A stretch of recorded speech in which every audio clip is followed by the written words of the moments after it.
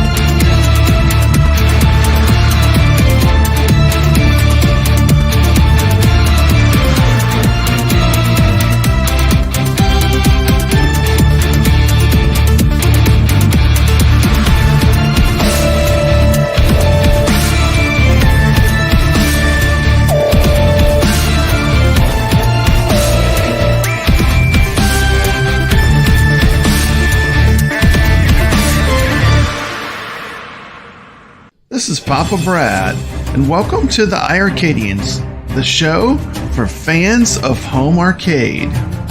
While you're here, don't forget to slam that like button. Why don't you subscribe to the channel? It doesn't cost anything to subscribe. Thank you, and on with the show. Be a hero and subscribe. We're glad you're here. iiRcadians assemble.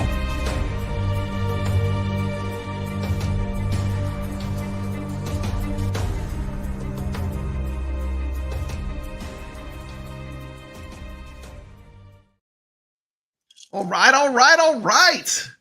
Welcome to the show. Welcome to the show, man. We got a full house tonight. Nice. Got a full house. How's it going? Let me get everyone on. Hey, and welcome to the show. We got Mystery Encoder here. Welcome, Nix. Welcome to the show. Cheers, cheers. Thank you. We've got actually,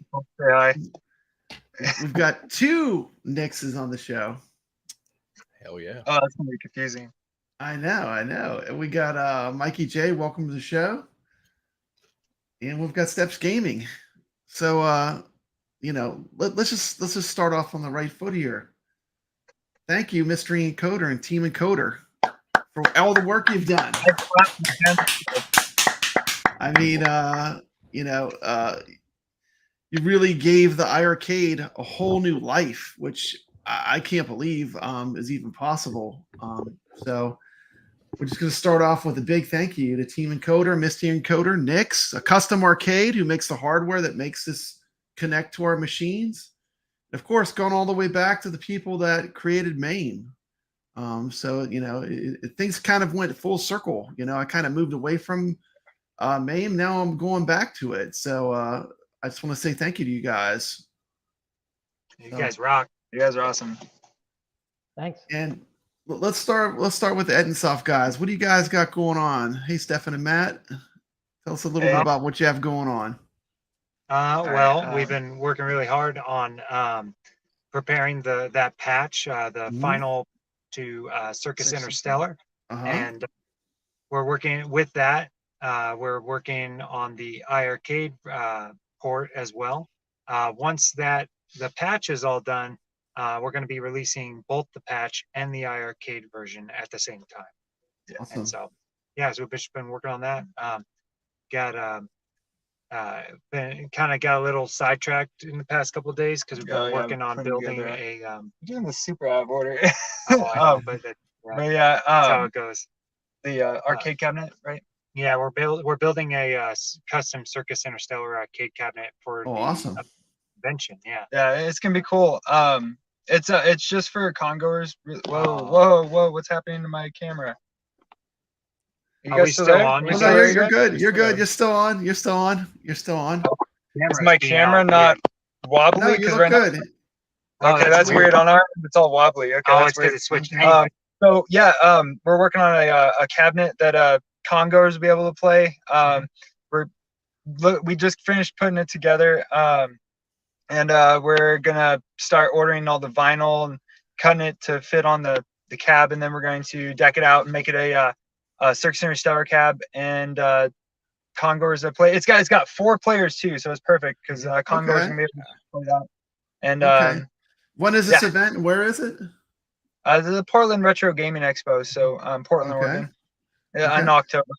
Okay, and also if you have not checked it out, Circus Interstellar is a game. It is available right now on Steam, and it was originally going to come out on the iiRcade, but it kind of never happened. But the game still got out through certain ways. Yeah, it was weird. It was weird. But it's an amazing game, and I would highly recommend everyone check it out on Steam. I mean, it's a throwback to this one. Remember? Let's see, what game is this? Berserk, baby. Kill the good old Berserk. Classic. Love that. Good old Berserk. And the crazy part is this game running on the iiRcade in that image. So that was on Yeah, that is running on the iiRcade. This image of Berserk. Pretty crazy. That's amazing. Love it. So cool. We actually there was some stuff with that patch. We updated some of the stuff that was kind of annoying people. Wait, are we still on the stream? Yeah, you're on. Absolutely. You're on. It keeps freezing on me. I think it's fine in StreamYard. It's like it must be just your phone or whatever, but you're coming through loud and clear. So I'll just have to pray that it's good. It looks good on our end. So okay, cool. Some of the stuff that people were saying was a little annoying. So we fixed stuff like on that boss. You know how before those who have played the game, when you would be battling the boss, he would just come out of nowhere, and you wouldn't be able to track where on the screen he's going to come from, and he would just take you out, and that was super annoying. So we have a whole bunch of stuff to look for that. Like there's like screen effects now that come up and will show when the bosses come in, and we change up some of their patterns too and everything, kind of make it a little bit more and give them more health fair. too, because we found that when players were on multiplayer, they just would melt the boss, and so we fixed that too, and various other things. Just a bunch of there's a list stuff. Yeah, big old list. We'll be sharing all that later. One cool thing that we were happy about was we added a survival mode. Well, we tweaked the survival mode that was already there, and we made it way better. Yeah, Nick's got to play a little bit. Nick's of that played a little bit early. It's a lot better now, Nick's. I can't wait. I can't wait to play it. That's going to be awesome. It's going to be amazing. So the game is going to get another patch. It's going to even be improved further, right? Yep. This is probably going to be maybe the final big patch for this one, besides like small, quote. But there's going to be probably some like various small updates, but this is probably the last big one. So am I moving the camera? Oh yeah, right just fine. Yeah, it's fine. It's fine. Yeah, we're also wanting to. Somebody's been contacting us recently after we're done with the iiRcade version to try and do a Atari VCS version. And yeah, that one's it's still in the works though. Yeah, they say it runs off of like a Linux that Game Maker doesn't export to, so I got to figure all that out. I'm not sure what's gonna happen there. Yeah, that would be cool. I would love to play with the classic Atari controller. Yeah, I mean, like on the original console that we played Berserk on and stuff. So the Atari 5600, I think. 5600. Yeah, that was the one. With the MIA hack, will there be a way to push Circus Interstellar to our iiRcades and to legally buy it? Yes, that's what we're shooting for. Because I would definitely be down for that too. You think that's a possibility? Yeah, as soon as the patch releases, we're going to be trying to just get the iiRcade version out at the same time. Yep. That's the goal. It's going to be on itch.io. We're thinking about. I'm going to figure out how to make it to where. Oh, okay. Sorry, I thought it was called on the radio for a second. Anyway, I don't know if you guys can overhear the radio. Sorry. Anyway, yeah. So we're going to put it on itch.io, and then hopefully make it to where if you buy it once or you already bought it, that you'll get the iiRcade version as well. But I gotta figure out how all that works. So, yeah. But that's the plan. Mystery Encoder, is there like going to be like some kind of store or something where we can purchase these games that we can legally get for our iiRcades maybe in the future?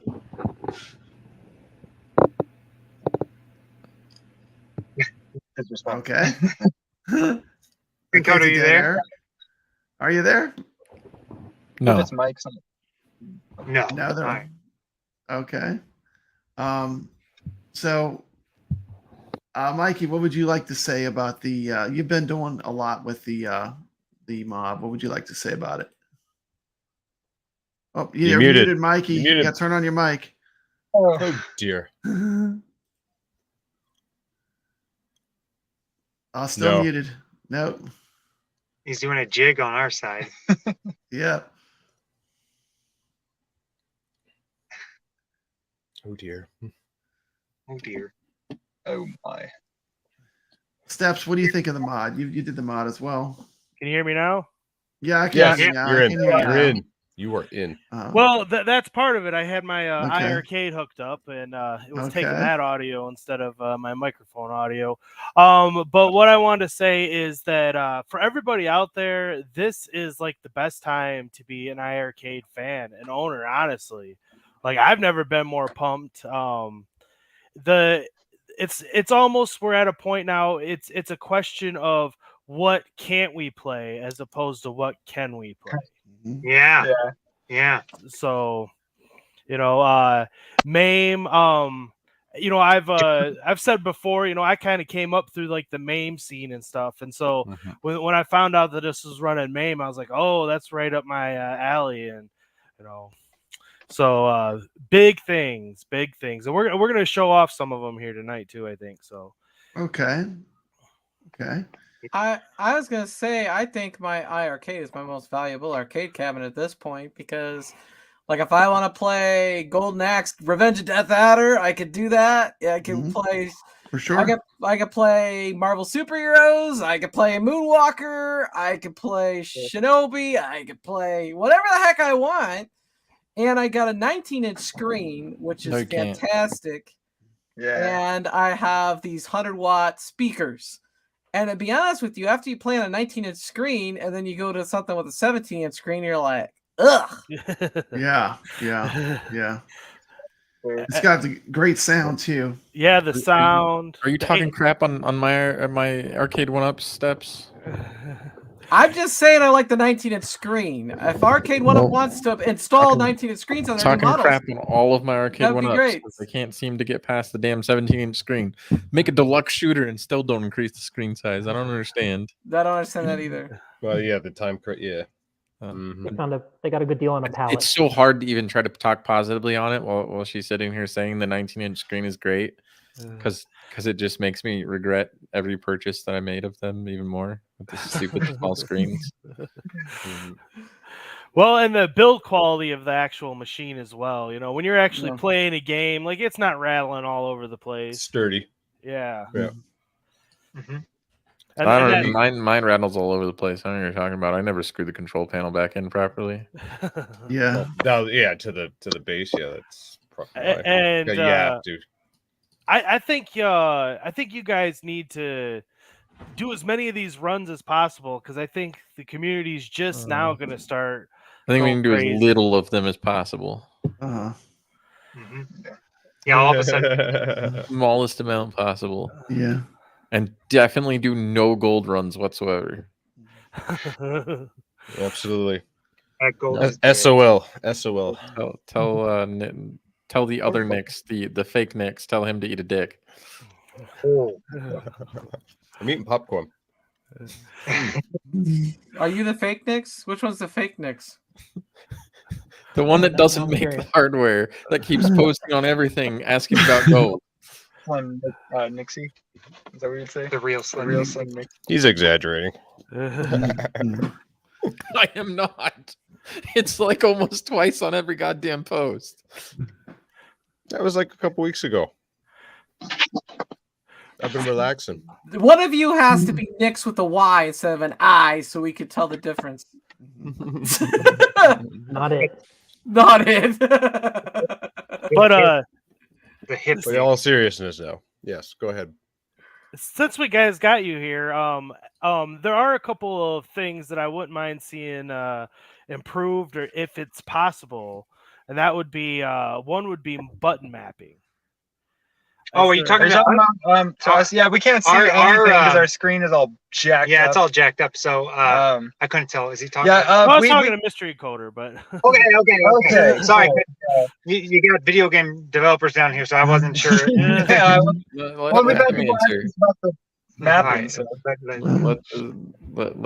Ed and Soft answer that one. Oh no! Yeah, we'll answer. Done. All right. No, go ahead. Go ahead. Well, I mean, do you want to? Yeah, we got button mapping. I don't know. There's not a fucking configure inputs button in the software already, is there? Next question. No, I'm asking him. He just asked me if it'd be possible to change button mapping. I'm asking if there's already a goddamn button in the software that does it. In the software on the iiRcade version, you can't change button mapping. That's what you're talking about. But it's a little confusing. I mean, there hasn't been a tutorial on how to like map your own, is what I'm saying. Yeah, and like certain games like Asteroids, like the buttons are confusing to like set up. Like I tried to set them, and no, you're talking about the mod now. Yeah. This man to the left of me is responsible for making those tutorials, so maybe you should talk to him about that one. Papa Brad, you can make a tutorial. I tried to. Yeah. I know with MAME, like you used to be able to hit like tab. Like you can't connect a keyboard to the iiRcade. Would it be possible to enable the tab function in MAME? No, because the disabled saving. Okay. Well, that was quick, but I know in MAME, that's usually how you get past a lot of this. You just hit tab, and then you can go in there and you can kind of tinker and adjust the way they things. designed the launchers that every application maps its own keys, which is why there's a configure inputs button when you're building your ROMs, is that when you launch a different game with the launcher, it maps the keys. And it's something that Etnsoft and I actually talked about early on, because I was kind of confused by one of their button mappings. Okay. Where I guess iiRcade told them to use like the E key on a keyboard to do something in their game. Yeah, they told us we originally had it set up with like the normal buttons, and the problem was is that player 2 was using like the home, the end, like page down and delete, and that doesn't work very well with their system. And so I think same with the num keys, I think. And so they had us change everything to kind of make it work a little bit better. So Okay. Yeah. So I can't tell if it's lined up or not. I'm gonna pull it up over here. Oh, okay, okay. Sorry, go ahead. Okay. Well, one of the things was Mikey had made a video about how to get some of the ROMs that were more difficult to running. You want to talk a little bit about that video, Mikey? Yeah. Well, we're not gonna say where to go to get started on this process. There may or may not be an archive somewhere on the interwebs that it could be a useful resource, but that's all I'm gonna say there. But some of the files they're missing certain, like Capcom. I'm gonna show a video. It requires a Q sound files for all of those games to run effectively and properly on MAME. Okay. And so you have to know where to find that file. And this is just a basic tutorial. So everybody that gets the MIA board, which I highly suggest anybody with a Gen 1 legacy cab. This is a must buy, like in all honesty. Yeah, it's definitely a must buy. If you have an original iiRcade, like, this makes your machine so much better. It's a complete game changer. It's a game changer. And so so this is just a little 5-minute video, kind of technical and whatnot, but it can help people solve the questions and everything, because once you get it going, the program that they designed to get the games on the machine is so user friendly. It is very user friendly. And so yeah, so the hardest part is actually getting games to work in MAME, and so that's what this is all about here. Okay, so, this is a real short little 5-minute video, so let's check it out. So let me start by saying that this is for educational purposes only. I'm not going to show you where to find ROMs or how to acquire ROMs or anything like that. I'm just strictly going to show you how to get ROMs working that maybe you've encountered that they're missing some files. And the first thing I highly recommend is going to the Rcade database website. From here, you just put it in there what game you're looking for. Like for today's example, we'll do Super Street Fighter 2. And the reason why I'm doing this game is because I have multiple legal copies of this game. I have it on my Nintendo Switch. I have, I think, 2 copies on my Nintendo Switch, as well as an Arcade 1-Up cab. So, I am completely within my rights to make a copy of this game. So, search in there, and I already have a tab open, so we're going to switch to this one. And here it is, Super Street Fighter 2 Turbo. And you want to make sure you have the parent ROM, and it'll tell you right here, parent. You don't want the clone, you want the parent. But as you can see, this is Super Street Fighter 2 Turbo. And then all you do is you go down, see there's all these different bits of information on each particular game. And you see here's the MAME ROM sets. You can see what ROMs have been released for it. We come down here to files and show MAME required files. Okay, now you have Here is the actual ROM itself, Super Street Fighter 2 Turbo.zip. You can Google this in order to try to find it yourself, but this right here is the file that you need in order to run this game. Is qsound_hle.zip, and if you Google this, you can probably acquire this particular file, and because the ROM will not be able to run without this file.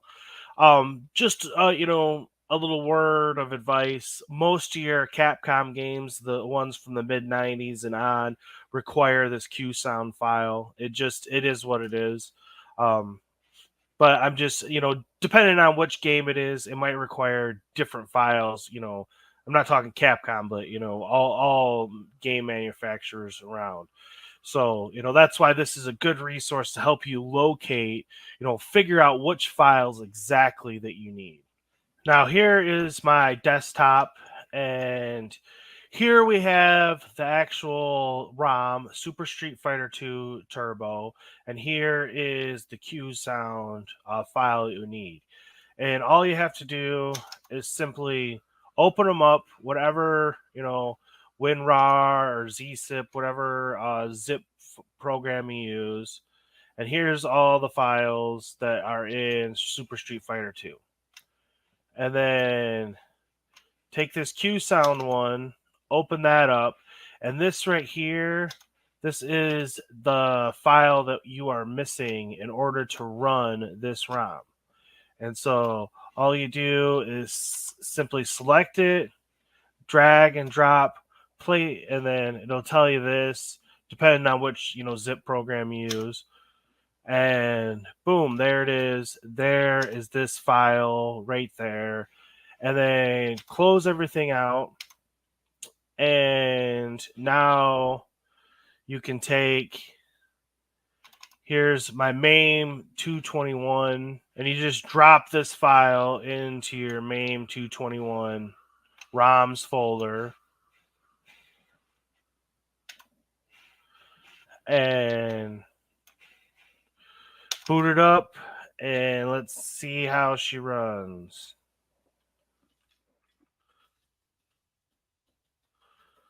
And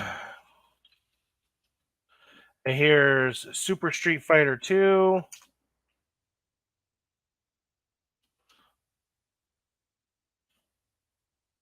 And there the game is running.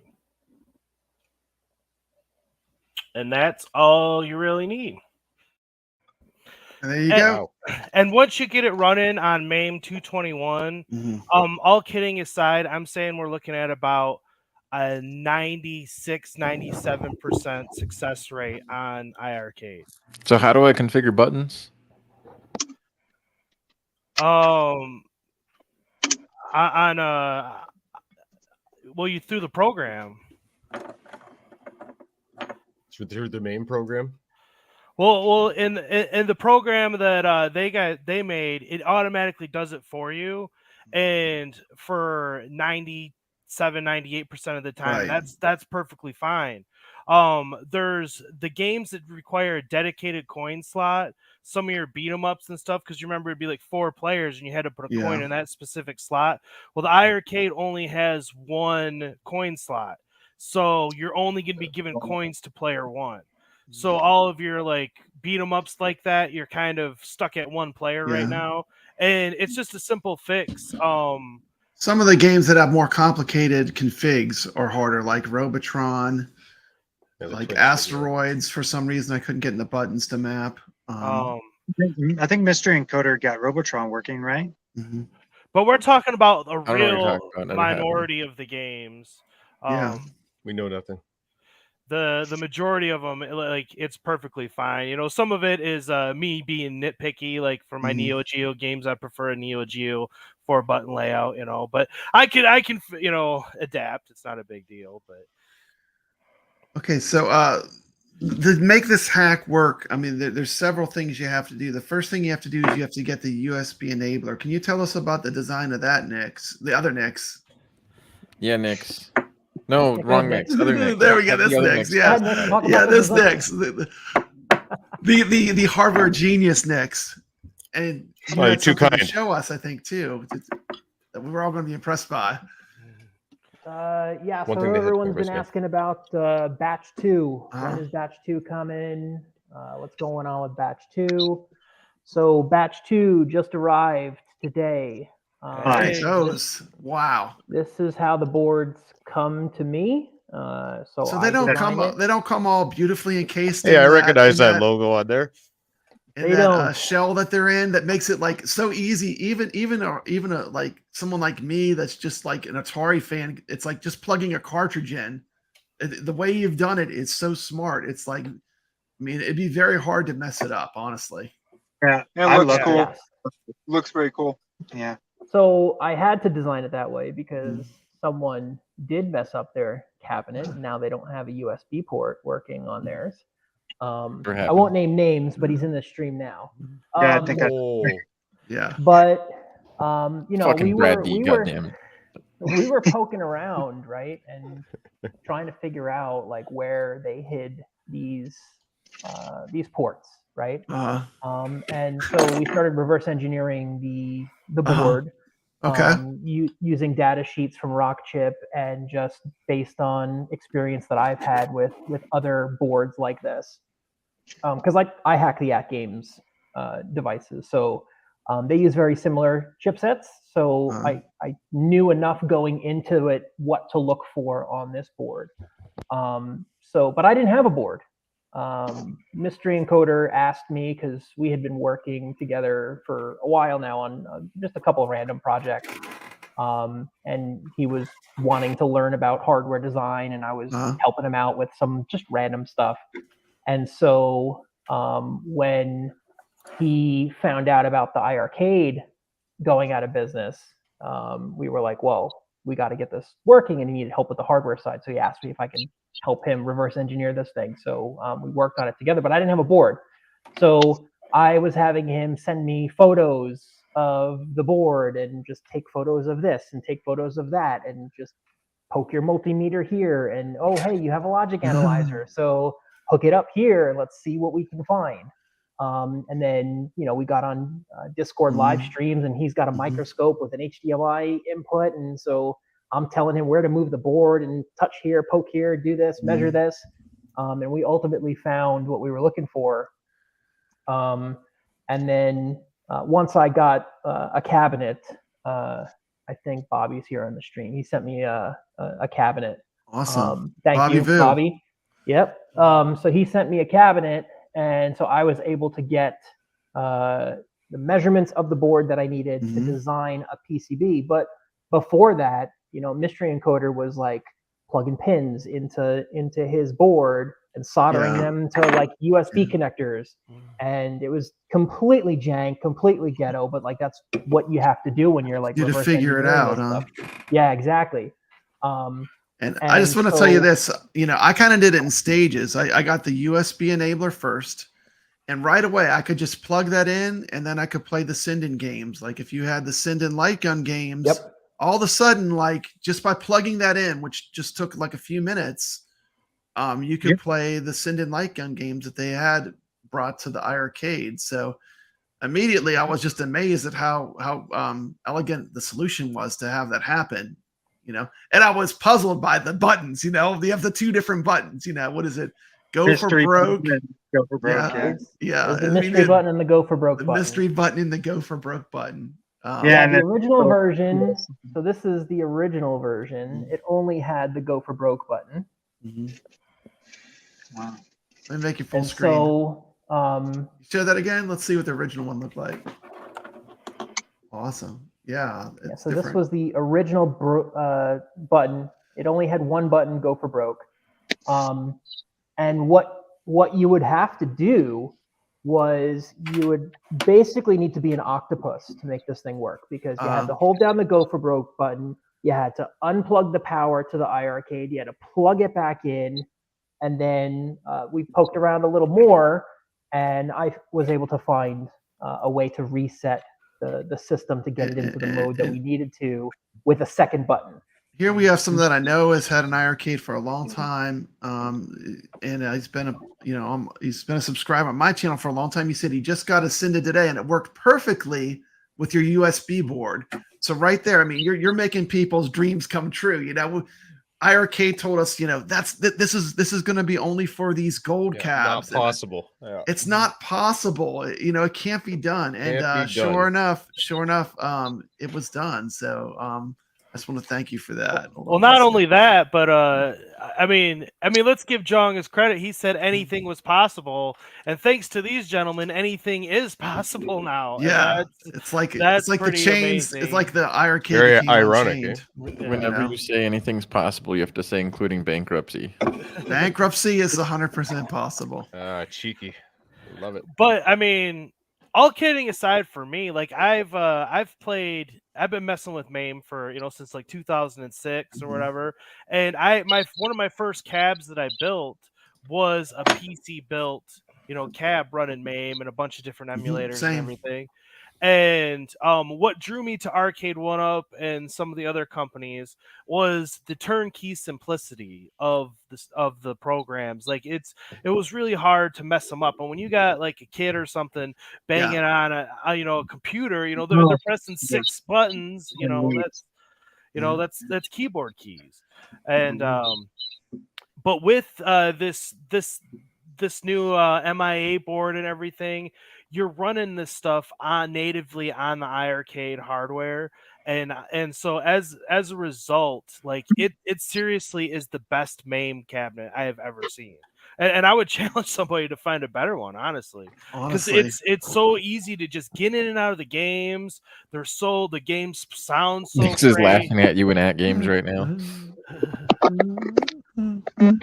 No, the iiRcade's way better than that games now. Well, I like both. I like both. That's an at-game shell. That is running my conversion kit. So that thing is running an RK3588. It'll blow this iiRcade out of the water. Let's do a race on who can get in and out of a game quicker. In the games and the iiRcade. He's not running the stock board on it. I'm not running the stock at games on that. He's got the hot rod. He's got the hot rod. It just looks like an at games. It's the sleeper. It's a sleeper. That's what it is. The sleeper card. It's bionic. Right. It's a bionic at games. One of the things when Nix and I met, one of the things he was working on was conversion boards to make it easier to kind of drop in other SBCs into these, sort of like what Glenn's deck allows you to do on the iiRcade. So that's what he's saying he's got in there. Well, I'm sure Glenn's deck is going to be amazing as well, and people that are holding out for that, I'm sure they're going to be completely happy with that. As long as they get his SBC. If they only get his deck, they're going to be confused and wondering what the hell and how they add games. Yeah. Well, I mean, they can work in tandem, can't they? Team Encoder. I mean, I'm saying if they only got his deck and they thought that was if they thought it was one or the other and they only get his deck and they put that in there, they're going to be confused, wondering why they can't add games. They're going to be like, wait, it adds USB ports. I had to clarify that so many times because they thought that what this board does is just adds USB ports. No, it enables you to push games to your machine. It totally changes the game. Like you can if you take the time, you can port all your favorite games to the iiRcade, like the old school arcade games. Who asked that question? They're like, wait, if I get Glenn's deck, it adds USB ports anyways, so I can just plug into that, right? And it was like, no, it doesn't. It's not the same. That's a different interface. That's only going to work on your original iiRcade games that you purchased. I mean, for me, what I've found is the .chd games, they're a struggle. I haven't figured out how to get those running. I can show you guys like Virtua Fighter 2, Tekken 2. I have them on my machine right now, but they're unplayable. And it's not an iiRcade issue as much as it's a MAME issue. Yeah. They don't run great in MAME, that version of MAME. I mean, if you run them directly off of MAME.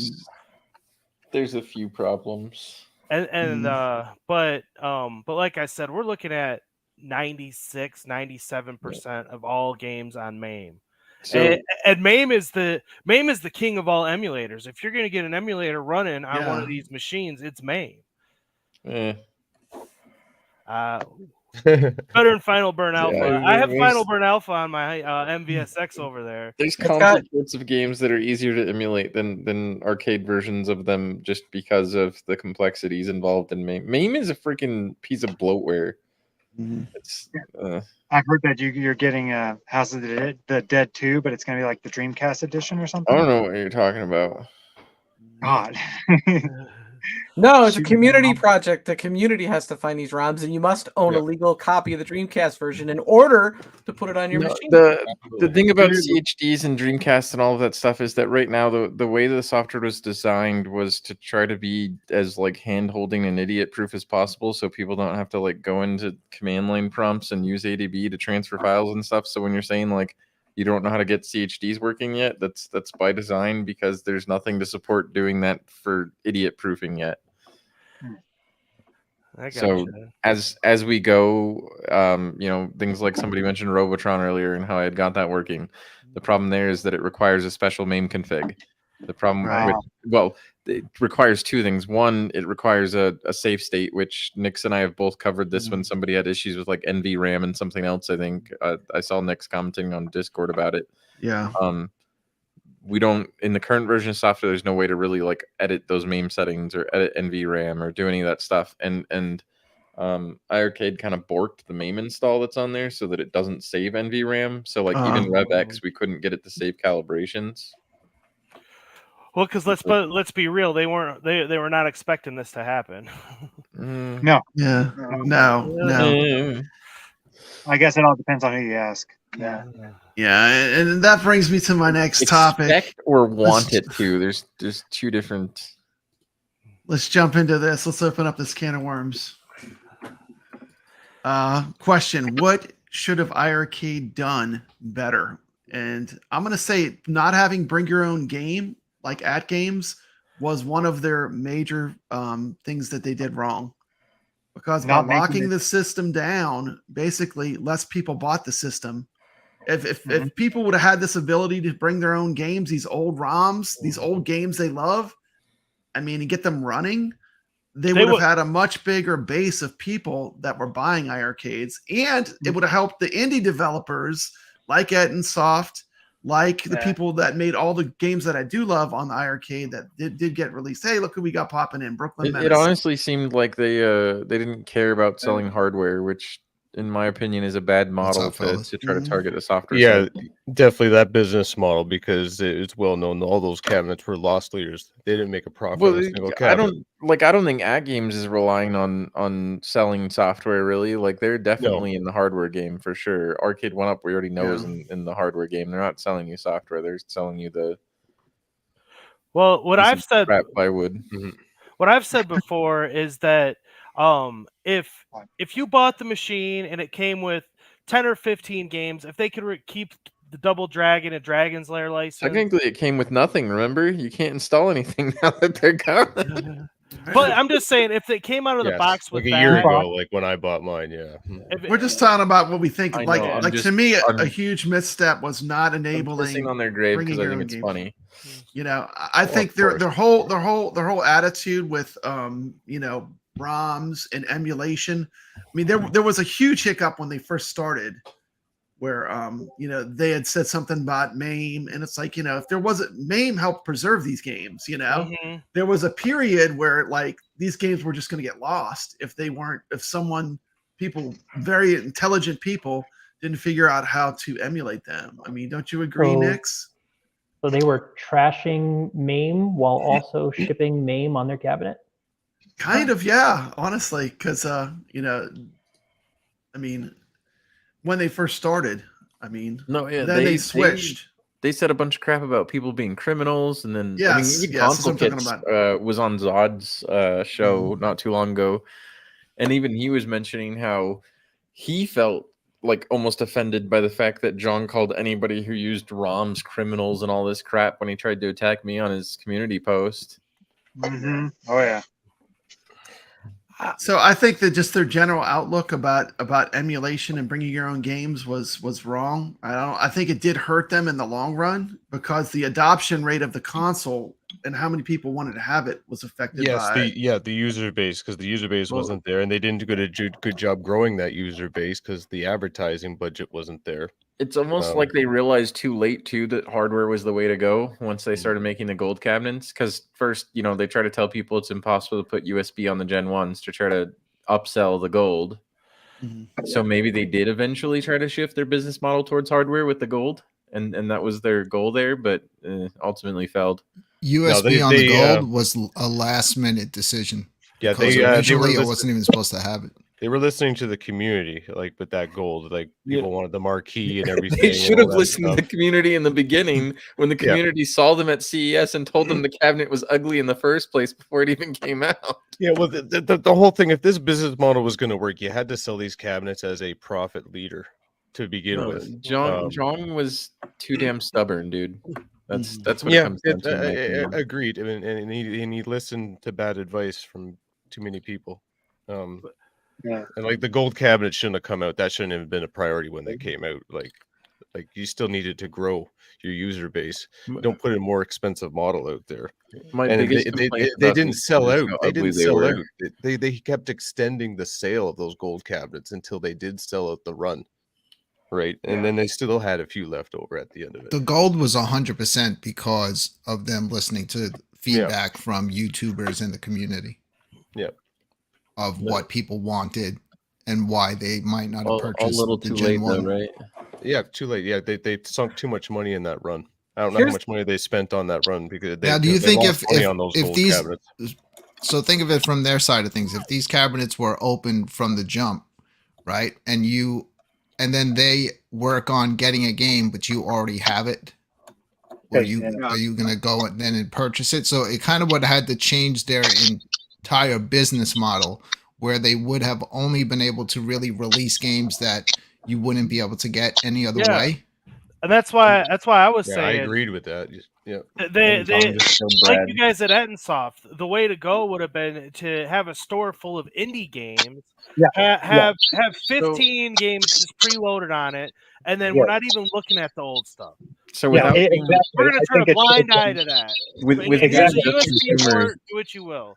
With being just consumers, it's easy to say that they should have opened the cabinet and everything else, but from a business deal perspective, it's not as easy to do that. You can't secure licenses as well if you just create an open system. See, but if they had gone full indie console, right?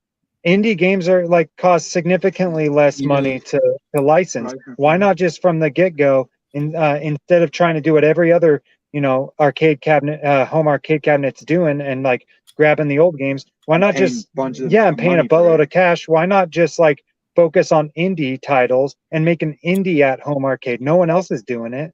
And make sure they're quality titles too. But that was part of the problem.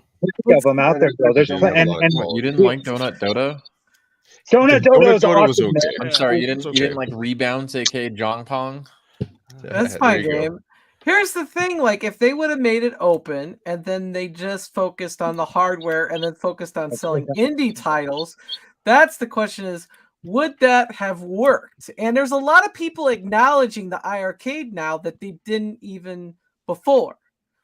I had a conversation the other day with John D, because I just sent him a nice message, because you hear things, and I mentioned the iiRcade to him. I said, listen, I'm just gonna tell you straight up, this iiRcade I have now is the best thing I have. 19-inch screen, monitors, I can play whatever I want. It's a premium experience.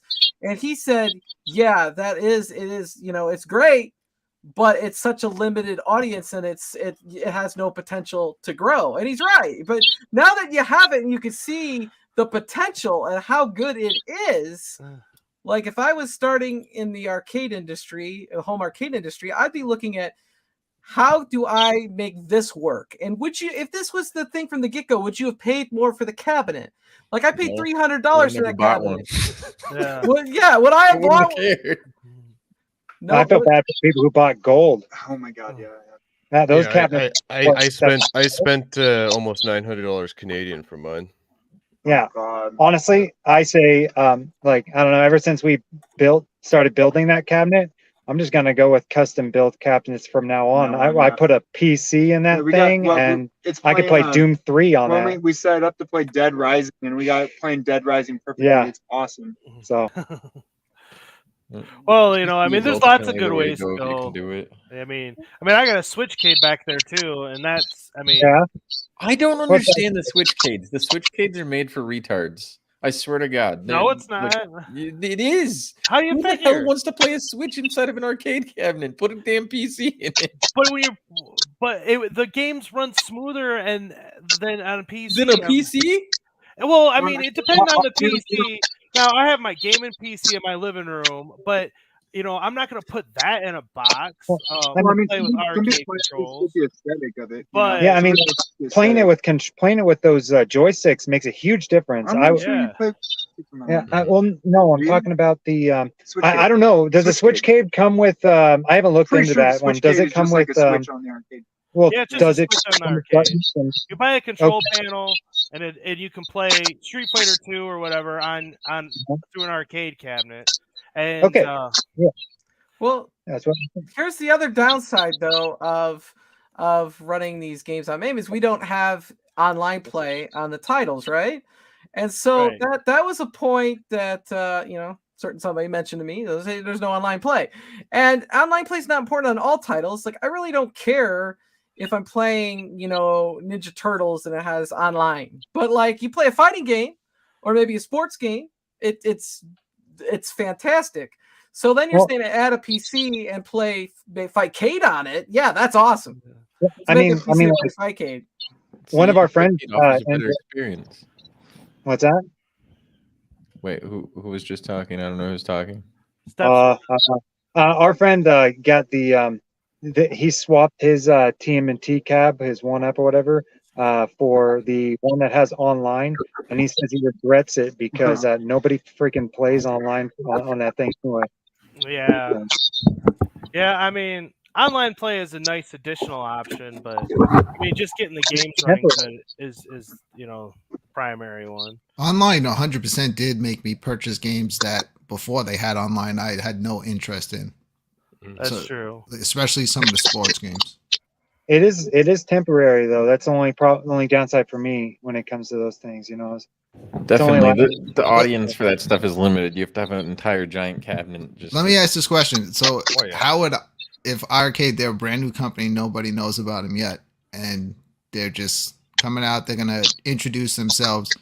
How would they have introduced themselves as like a new company that it's an open platform, bring your own games, and we just release indie games? Do you think that would have, like, people would have jumped on that from the start? Or I think that we gradually learn to love the indie games playing on the arcade, and then we wanted more of them. But I don't know if, like, from the start, if everybody would have been convinced like that would be something that they wanted. I'll put it this way: if you look at Ouya, if anybody remembers that, their Kickstarter was actually extremely successful, despite the fact that the product itself failed. And their entire market pitch was around the idea of indie games. They weren't pitching emulation for that. Mm-hmm. Yeah. There's a big audience for indie games. I honestly think that is the future, and here's why. Because you see the price of the Sony PlayStation and the Xbox and all that, and the price of the games, the consoles, and all that. It's getting too expensive. I'd rather buy a bunch of games for the price of one game. PlayStation. That's like, it's like what, 80, 90 bucks. I can't afford to keep buying games if they're that price. So and indies are making some great games out there too. Yeah, absolutely. And it's a fair price. Like to me, back in the day when you used to rent games at a video store, that's like a weekend rental, or a week rental price. And that's fair to me. One of the things also is that a lot of the AAA games, they tend to there's a bunch of companies that are like, they release a game, it's broken, and then they give like one patch or two, and then they're go, done. All Like, right, oh, next what? game. Pokemon Scarlet. I think they fixed a lot of bugs in there, but there's still that game is still super buggy and falling apart. And then they're you just got going to move like on to the next one. was And it it became Dead- common Cyberpunk practice like release. a decade Yeah, or so ago. It every became big common game practice. release, Yeah. the games are never released. Like they're always broken in some way. Yeah, or It delayed. almost And they're cloud pays. It connected. almost pays in a lot of these big games to wait and not purchase them right away because they always got to patch them a few that's times. what it's gone to. Everyone's shifting to that, and nobody wants to pre-order and get B day one anymore.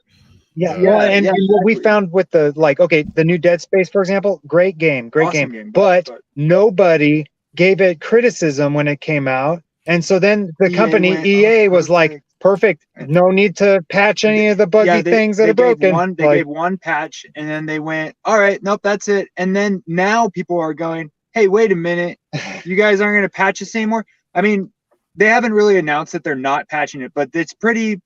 People are pretty skeptical about it because it's been It's EA, almost a year. So I mean, but they patched it in February, so it's been a couple months. But Yeah. it's been a while, so they haven't said a word. Yeah, Sacro here saying online leaderboards are a huge factor in purchasing the iiRcade. And Oh, really? I remember when I'm playing some of these games, it was it kept you playing. I'd be like, I need to go play Ninja Spirit when I get home because I want to be on the damn leaderboard. And that is online is a very, I think it's a very unique, a very cool feature. And it gets people to definitely play more. But yeah, our home arcade community is a lot more niche, So if you could get a platform that incorporates other ways to play that integrates with the arcade cabinet, like if somebody like iiRcade came out with an arcade cabinet that had some online stuff that interacted with all their consoles, plus like this iiRcade Arcade or whatever, that would be the way to go. That would be freaking phenomenal. Yeah, so being able to that needs to hook happen, up Steps. It really does. Yeah, being able to hook anything up to like a Switch, Because- PlayStation, Xbox, and then have it be able to connect to the control panel. iiRcade should just do it where Yeah. they have a everything. place where you can plug in maybe 3 or 4 of their cartridges and just have the games on there. Because everything on the iiRcade, even their console stuff, you could easily play on an arcade format and have a great time. Mm-hmm. They have a lot of They have a iiRcade lot. They have a lot of stuff that the iiRcade have, but I always found it more fun to play it in an arcade atmosphere. But then there are some games on iiRcade that are console type games, and I'm cool playing it on the console. But Absolutely. yeah, they got a ton of titles. They're getting so many licenses. It would be awesome if they did something like that. And Absolutely. I think their draw is that they're cartridges, right? Like you're buying like a physical thing that you're plugging in. Yeah, that's the Kinda whole cool. thing. Like even like their diehard fans even got pissed off when they got all the free Capcom games when you bought the iiRcade EX. Because it wasn't a cartridge. Because the deal was it came as a built-in. Preloaded, yeah. And Yeah. So they didn't diehard ship it, like, with a iiRcade fans, it's cartridge? all about having the physical cartridge. But Yeah, that was exactly. the only way they can get that deal. And what That'd if be you, really get our game on there. Yeah. Yeah, what if you could take a cartridge and like stick it in like the deck to your arcade or whatever, and then you could play it, like it's an arcade game. I mean, I just see different possibilities. I start thinking, how could we make this work better where we could reach a larger audience and get the interaction and grow, right? Because it's hard to grow when we're talking about just an arcade cabinet. Well, especially given the state of the community right now, everything seems to kind of be up in the air a bit. Across the board, maybe At Games is sitting best right now, but Is it?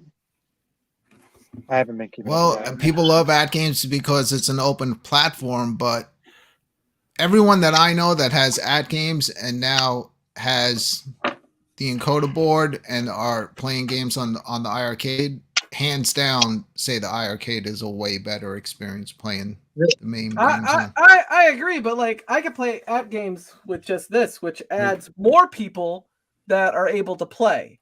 Goofy Foot, we will bring them back. If they could just make themselves run a little bit better, and maybe maybe get That's into easy. You just gotta go install Nix's stuff, his and his team stuff. Legends Unchained. There you go. It'll run better. Yeah. Well, I'm just talking about as far as like a community thing where we could all play online. It is a community thing. The Legends Unchained. That's a lot of people aren't familiar with that for some reason. I know there's the CoinOps X stuff. I don't even have an at-games product, and I freaking pitch this dude's shit just because I know who's working on it. Those guys made an optimized kernel for the at-games products, and it runs a lot better than even the CoinOps X stuff because it's a custom kernel that's running on the chip and does. It's almost like running a Pi or something, right? Like it comes with optimizations and blah blah blah. It's an entire OS. So Legends Unchained itself is a bootloader that we install to the at-games devices, and it'll work on that POC steps. So once you install Legends Unchained, what it is, it's a bootloader that allows you to boot off of USB drives.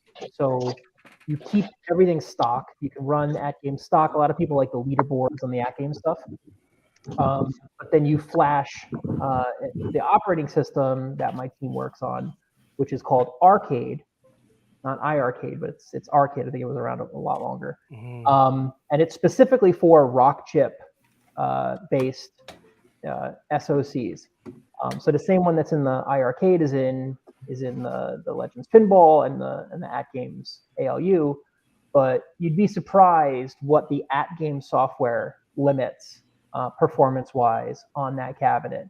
Like we're able to run PSP full speed. We're able to run Dreamcast full speed. We're able to run N64 full speed. And you just flash it to your USB drive. You pop it in and it boots. If you want to go back to stock, you just pull the USB drive out and you're back in stock. Like that. That's it. It's pretty similar to some of the soft mods that we did for countercades and stuff under Team Encoder. I've got a splitter here. I just realized something. If Brad doesn't come back, do we have to all stay here forever? This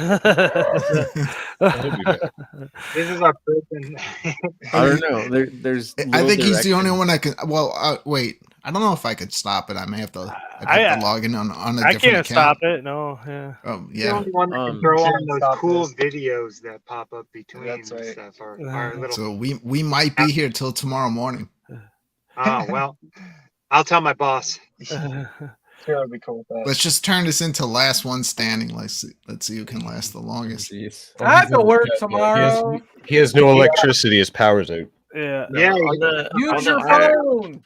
On the iiRcade side, though, Goofy. Yeah, get back in here. So we can pretty much do anything we want right now on Papa Brad's channel. We've There's hijacked nothing his he channel. can do about it. Please leave. But I have a question for you guys at Team Encoder. I know you guys were talking about the leaderboards are probably coming back. Is that going to be just for the games that were native to iiRcade, or side-loaded games be possible to have leaderboards as well? Debatable. I don't know. It's hard to say. I'll let Nix answer. I have no idea how that system works. What? I have no idea how the leaderboard system works. No, it's the MAME fucking high to text or whatever. It's built in. Oh, yeah. So You guys well, actually, the high to text supports Java, which because we're on Android, that might actually just work. Well, yeah, their launcher just literally grabs the high to text stuff when you leave the emulator and uploads it to a PHP backend. So, and how does that work with non-MAME stuff Like Circus. the that was developers to specifically exist. integrate it for the non-MAME stuff. But when he's saying side-loaded games, he's referring to MAME stuff. Yeah.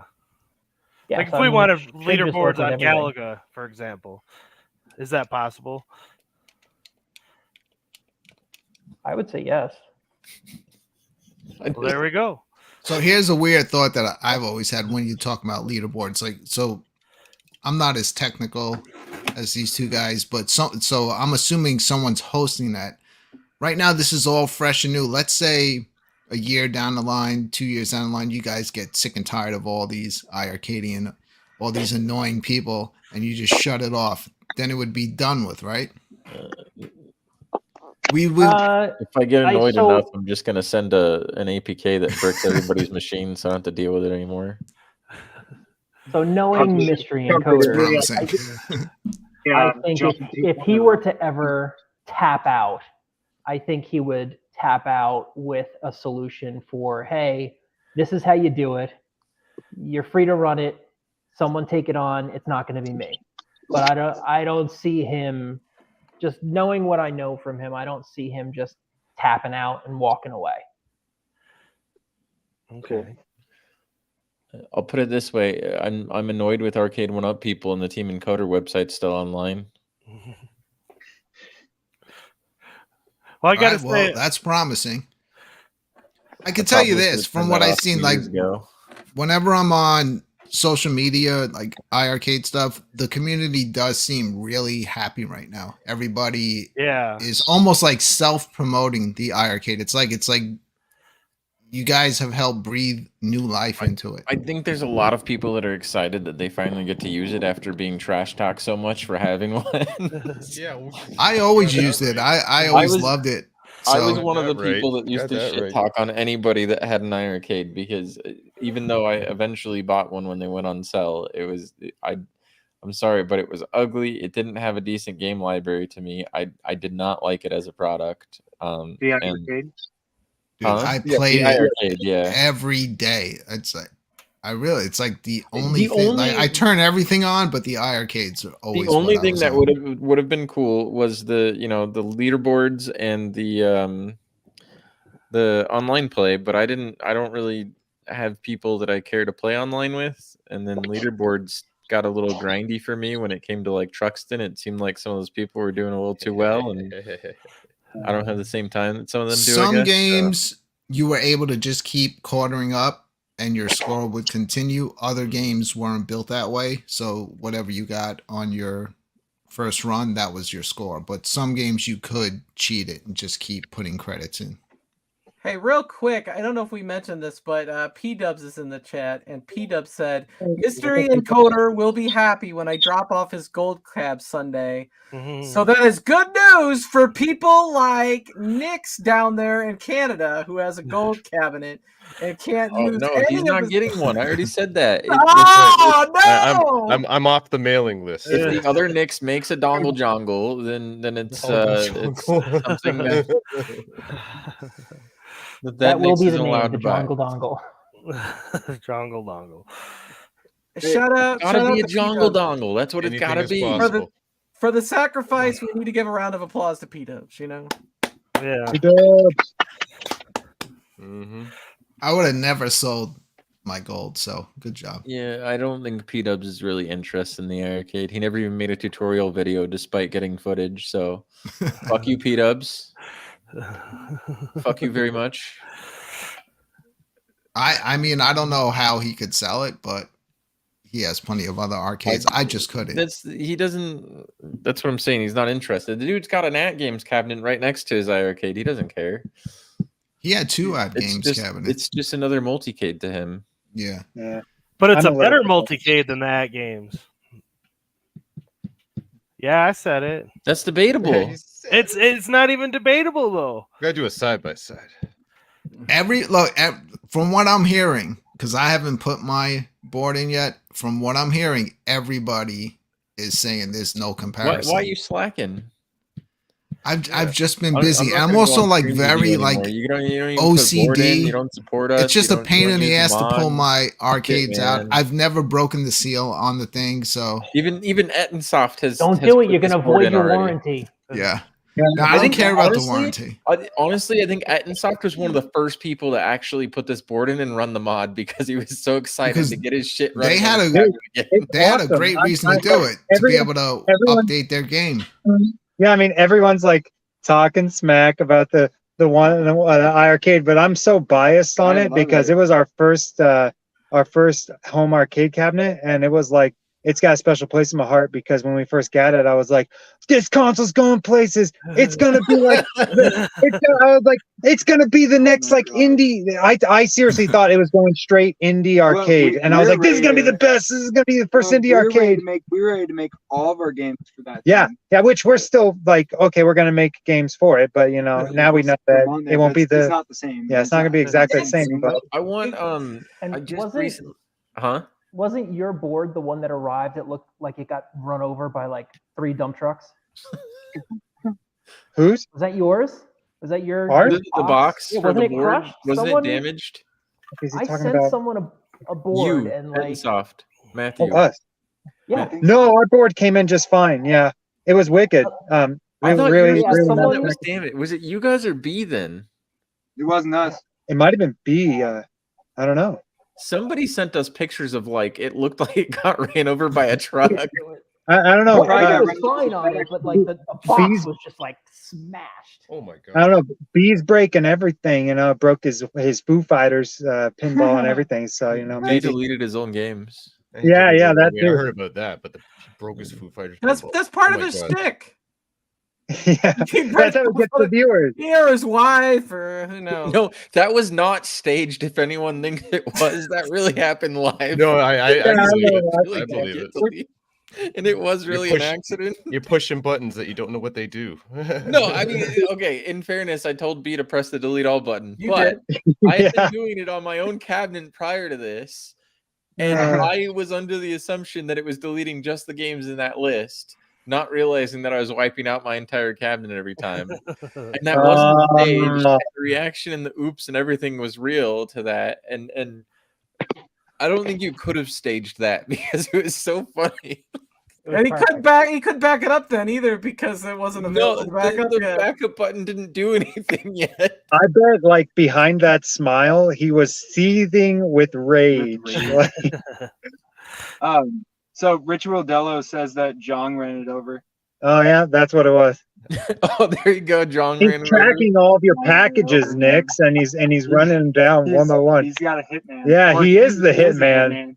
He's Yeah, Agent 47. he just taking quick little trips down here to America from Korea and like sniping your packages. Yeah. Ritu Dello asked about external storage earlier too, and we don't know. We've looked at it, but they disabled it in the kernel, and I don't know how much like it's worth looking at further. Maybe down the line. I mean, Yeah. these things have a lot of memory as is. Yeah, most of the retro arcade games, they don't take any space. Yeah, Ones they're that take a tiny. lot of Mostly ones you space, start getting like to, like Dragon's Dreamcast Lair, or- Space yeah, Ace, those those like take that, those take up some space. It's their concept of being able to map both joysticks as like twin sticks when you're playing certain games is interesting because that's generally something that limits you on playing console games, I feel like. So like Dead Effect, for instance, it's weird that they put it on there, but I think you use the twin sticks to aim and move, right? Yeah, it's on play. I love the game, and I really have What are you tried talking about? many times to get into it, but I just can't. Custom I Arcade is can't. like, what the hell are you talking about? I can't get into the control scheme on Dead Effect, but it is kind of impressive the way it runs on the. You know what I they never should tried it, but where I was going with that is, I guess it would open the door to some other console games, like if you played a twin stick console game or something. I don't know. I don't know who would want to do that on an arcade machine, Yeah. but Well, I mean, if they ported Duke Nukem 3D to the arcade camera, that'd be pretty cool. We just 100% positive an APK for that exists already. I looked for it. I couldn't find one that worked with the cabinet. I found a Doom APK. It's got annoying like screen things on it because it's for a touch screen, but it worked. I just have to figure out how to map it. You installed like how many copies of Doom on your cabinet? Yeah. Well, now I was able to delete them thanks to your software, but it doesn't exist. Oh, People have to live with their decisions. Oh, you can delete now? There's a No, delete people option? have to live with their decisions. No, you can't. No. I don't know what like I'm just gonna stop talking about all of this encoder shit because I do don't have know what. I do have a few that don't run. I would No, like it people have to live with their decisions. P-Dub said the mystery encoder deleted all the video footage he filmed at his house on accident. I did no such thing. That is not what's on the next board. Then Jason said, P-Dub's Arcade Loft, with all due respect, he does have a reputation for deleting content like a boss. See, look, Arcade Talk and Star Wars Review. Why would you name your channel Arcade Talk and Star? Anyway, now that person, they said they played At Games ALU and the iiRcade, and think the At Games ALU is better. But they haven't played the iiRcade with the mystery encoder board. That's what I'm talking about. I don't know. He didn't say.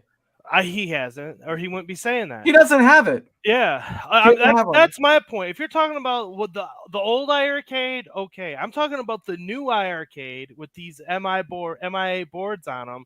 It's, I mean, I have a PC sitting right here. I used to, in my Switchcade back there, it used to have a PC build. It's a Dell Optiplex with the GT1030. I don't know if it's a one-to-one comparison either, because isn't the ALU a 3328? The 3328, yeah. The ALP and the Core Max are 3399s, which is the same processor that's in the. Yeah, so if you're gonna compare, you got to compare to like the Core Max or something as far as like performance goes. You left that. Well, I mean, I'm just talking about unuser friendly the at game stuff is. I mean, you got to log. That is one complaint I've heard about it. Is that the login problems are not great. I would challenge anybody with an ALU. Find like a 6 or 7 year old and put them in there and say, play games, figure it out. And they're going to struggle with that cabinet compared to the other ones. P-Dubs will vouch for me when I say that my 6 and 7 year old would figure it out just fine, because I had my 6 or 7 year old sit there and tell P-Dubs how to flash the software. Yeah, but here's the exception, not the rule. I'm talking about just the neighbor kids or whatever. If they come into your arcade, the at game stuff is too complicated. It's not turnkey simple. I bet you they know more than you do. Kids are like, man, they know more than they used to, man. Not this older stuff. They're like, I got to use my full hands. What? I got you. We got to get going back to work. We already pushed our break so long. So enjoy work. Oh yeah. But then all the cool people on the stream will be gone. Oh, I'm sure. Yeah. All right, guys. Thanks for having us on. Thank you, Brad. Wherever you are in the ether. Thank you. Yeah, his power comes back on. Take it easy, everyone. Have a wonderful day. Trying to get a generator started outside this house. Now, if Brad was here, he'd be telling you that the games run better on the iiRcade than they do on at games. Yeah, but as we said earlier, that's software related, or the Arcade 3328 and the ALU. But at the end of the day, it's how the games run. When we're talking performance, I mean, if they're not, it's not as performance. But go install Legends Unchained, try it on there, and then compare. Okay, I guess that's more of a apples to apples, since I have one of your mods as well. That's just it, right? Is you're running a mod. You're not running a stock iiRcade anymore. You're comparing to a stock at games. You're not comparing to a modded at games. So if you're going to apples to apples, you got to mod them both, and then you can try to make your comparison. You can't. I've said it before. The at games hardware is great. It's muddied down by their terrible software. Their software is absolutely horrible. And I feel that when I play the games too. Even the countercades from Arcade 1-Up were 3128. Those weren't even the 3328 in the ALU, and those actually run like what PlayStation 1, Dreamcast people were running on there, I think, after we soft modded them. So it's like it's definitely more related to the software than it is the cabinet or the hardware. Well, that's fair. I'm trying to help lift up your guys' mod, because I love it, man. Oh, I don't want it lifted up. I want people to go away and stop ordering it. I can't wait for batch 2 to arrive to all the people that pre-ordered next week. You guys don't understand how frustrating some of this is sometimes. Like, for instance, you looked at that button configuration and said it was confusing. I looked at it and said, I spent 2 nights not sleeping making that. To make it easier for you, so you didn't have to edit a text file. Well, I'm just saying that I don't know how to change the mapping on it. I don't. Click the drop down, select new button, and click save. I'll look at it again. I'll look at it again. You click the drop down, select new button, and click save. The man is propping up your stuff here, so excited about it, and it's like, well, that's what I was about to say. You're so excited, it's like it's right in front of you. Well, I I am pessimistic as hell right now because people that haven't ordered is one, gonna be. I could see them regretting it in chat rooms. Well, especially when we start playing some of the games and stuff on it. I mean, yeah, I think once they started to see the reality of what people are doing, was that one guy that posts on all the community Facebooks and he posts random games running all the time, and it's like, we get it, we understand. Oh, yeah, I seen that. Yeah, I seen that. Those guys they can run more games. We understand. You don't need to post a new game every 5 minutes. Like, we get it. It's about the hits. No, I but think they created they created an album now to force all the new game. Well, that was in the modder group. The community is more so like just open to the point where it's a new post all the time still. But I don't know. It's not impressive anymore. It's cool the first time, but the more that it goes on, it's like you have another game running. You have another game running. I'm just really impressed. Fame is over. If it was that we're at this point so fast, then it's fine. Like, it hasn't been that long, realistically, since iiRcade announced that they were going out of business, and we're already at this point. Yeah. So I can only imagine, what's going to be 6 months down the line, what's going to be a year down the line, what people will figure out that they can do with this thing. And definitely breathed new life into it. I'm gonna say one more thing about the ALU versus the iiRcade. It's got HDMI out. Yes. And that's important, and that really helps to promote it. In the HDMI. Well, the puck has HDMI. Yeah, but people that do like content and people that want to like show the best representation of a game, you can't beat HDMI out. No. Right, but so for streamers, like you could use the puck, and the puck works with like the Gamer Pro. Yeah. Right, which is that's what we started to do. To be honest, I just don't like the. I'll put it this way: I don't like somebody being biased towards one or the other. It's use what you enjoy. It's not like, I don't know. Yeah, I just love games in general, but but certain platforms, like I'll try games out on a few different platforms. Yeah, I've always just personally found the iiRcade to be my favorite place. The way that I'm putting it is like, I'm not an Arcade 1-Up fan. I wasn't an iiRcade fan. I thought their shit was ugly. I thought Arcade 1-Up stuff was low quality. I think Arcade 1-Up cuts corners on a lot of software and crap like that. I think At Games is ugly. I think I'm not a fan of any one of these, and I'm not biased towards one. Is kind of my point. So with Arcade 1-Up stuff, you realize how shitty it is when you're putting it together. Like, it can literally break while you're putting it together. It's a piece of art, though. That's mostly what I bought. It's garbage. But once it's together, if you set it up nice, like most YouTubers do, and you light it up, it looks good. Don't move it around too much. Though, like everybody in the chat said you're griping at me. I have this thing, and somebody that's like technical. The thing that pisses me off that Arcade 1-Up does is cuts corners on their emulation and stuff. Like the T2 could run so much better, and they let it run like garbage. And in some cases they don't, right? Like the Ridge Racer that you have behind you, Namco were involved in the emulation on that. So Namco wanted to make sure that it ran great, whereas like whoever the hell did T2 just ugh. Yeah, so for me, the main difference between iiRcade and some of the other systems is the aspect ratio of the display.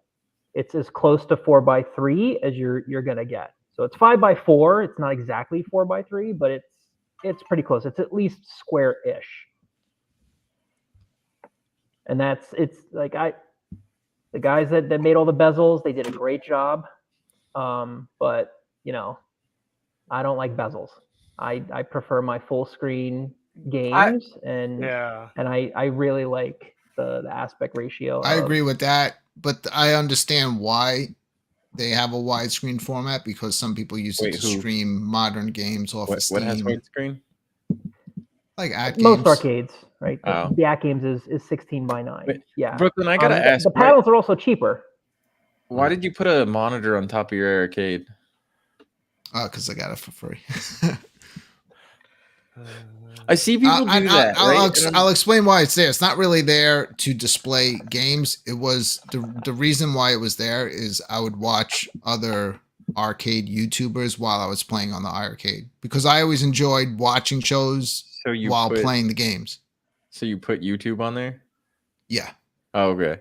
No, because I've seen people do that in the arcade, and they're like, "Yeah, now people can watch me play Dragon's Lair," and I'm like, "Yeah, that requires you to have people there to do that." Dude, there's nobody in here to watch but me, so it'd be kind of stupid. It is also nobody comes in here. The Nintendo systems, right? The Nintendo cabinets, the VS systems, they had the second screen on top. It was like a thing.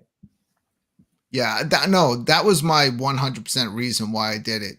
I would love watching YouTube shows, and if they were playing a game, playing along. That's why I kind of do like what I do with my show, because I hope like maybe there's 10 other people that want to do that too. Some people like that, you know. Yeah. I just enjoy that. If like people are playing a game on a show, you pop it on. You can see the show in the chat room while you're playing. And I just want to say real quick, people in the chat are kind of flaming me about that game stuff. I don't care. Don't I like them all. Shit on it nonstop, and people won't. I'm not shitting on it nonstop. I don't care what you guys play your games on. I'm all about the games themselves. You just said that the only thing worth your time is the iiRcade after the mystery coder mod. No, I mean, we're pulling out the receipts. I think Mikey J Productions is excited about his iiRcade again, and that's the topic that we should be talking about. Because even though Mikey J is the creator of the iiRcadians, I think his iiRcade did sit for a bit, not getting a lot of play, but now he's loving it. All these machines were sitting around for a while, if I'm honest. My arcade specifically had been taken apart, and the control panel was sitting on my desk for close to a year, waiting for them to go bankrupt. I'm not joking. This was hacked way, way before any of this stuff. And I literally told everybody in the private Team Encoder Discord, I mean, Nick's was one of them, where it was like, we'll hack this when they go bankrupt because they're going to go out of business. So we're just going to wait. And yeah, he told me, I want to say this was a year ago. He mentioned, because, you know, the way that we hooked up was I had a Frogger countercade that I wanted to hack, and the Team Encoder didn't have a hack for it yet. So I jumped in their Discord and I started spewing some technical BS, asking for help. And they're like, no, don't do that here. And then he DM'd me and was like, let's do it here. So we were trying to get that working, and then we just started talking about technical stuff and like projects that we were both working on. And he had just mentioned that he had hacked the iiRcade, but he didn't want to release anything. And then fast forward to the announcement, and I had heard that iiRcade was going bankrupt, and I just immediately just messaged him like, hey, about that thing, I think you're going to need to release something now. Well, and it's, you know, it's, I liked my iiRcade when it was stock. I did. I'm one of the. I didn't. I know you didn't, but I mean, I like deep cut games. You know, I like some of the indie stuff, some of the retro modern stuff. But yeah, I mean, I always wanted to play some of the, you know, greatest of all time games on it, and you know, thanks to you guys, we can. And you know, as I said before, I you know, I've done PC emulation with, you know, 16 different emulators running different things. And I like how simple the iiRcade is. Like, it wasn't even that there wasn't good games on it necessarily. I was almost in protest of it just because of the way they operated as a company, the way they presented themselves, the things they said. They constantly tried to oversell things. They constantly said things that just seemed inaccurate or just factually incorrect, like saying that they would get these crazy games on there and stuff like that. And I just couldn't support it personally. Yeah. The reason why I enjoyed the iiRcade as it was the community. I think it was the community that brought me in originally, and then the community kind of got divided. So that kind of scared me away. That's what the community did. But like, But like I We like talking about steps. I mean, it was a love fest, wasn't it? I like hanging out and playing games, whether they were crappy or not. It was great to go on like the Friday night arcade show, play some games. Some of them were good, some of them were not. You know, but it didn't matter. It was a Friday night thing to do. It's like getting together and playing poker for some people, but we just play freaking arcade games. Community is awesome, but those Game and Brews and stuff were like, what the hell is going on with this company? That's Dude, I really do miss though the Friday announcements, good or bad, whether or not anybody else liked it. But I used to really look forward to from an outside Friday to see what was coming out. You almost saw it as like a cult, dude. It was weird. Well, I'm not supposed to talk about that. That was the message that was perpetrated by, some individuals or whatever. No, there was definitely two camps, and you had the other camp. It's really no call. We're just and honestly, what sucks is it was Jong specifically who made people take sides by saying that this is bad, this is good, and like trying to. That guy single-handedly kind of divided the community in some of the things that he did, said, or wanted. I guess I don't disagree with you. My opinion.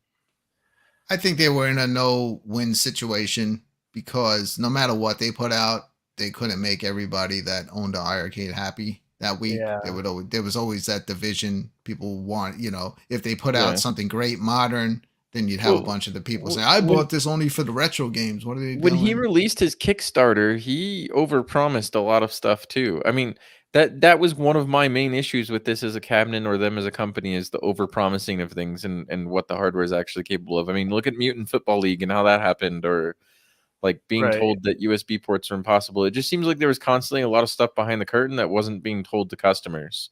And as somebody who's technical watching him say some of that stuff, you're like, okay, this is full of shit. This guy's fucking pulling a sham wow and telling you, but wait, there's more.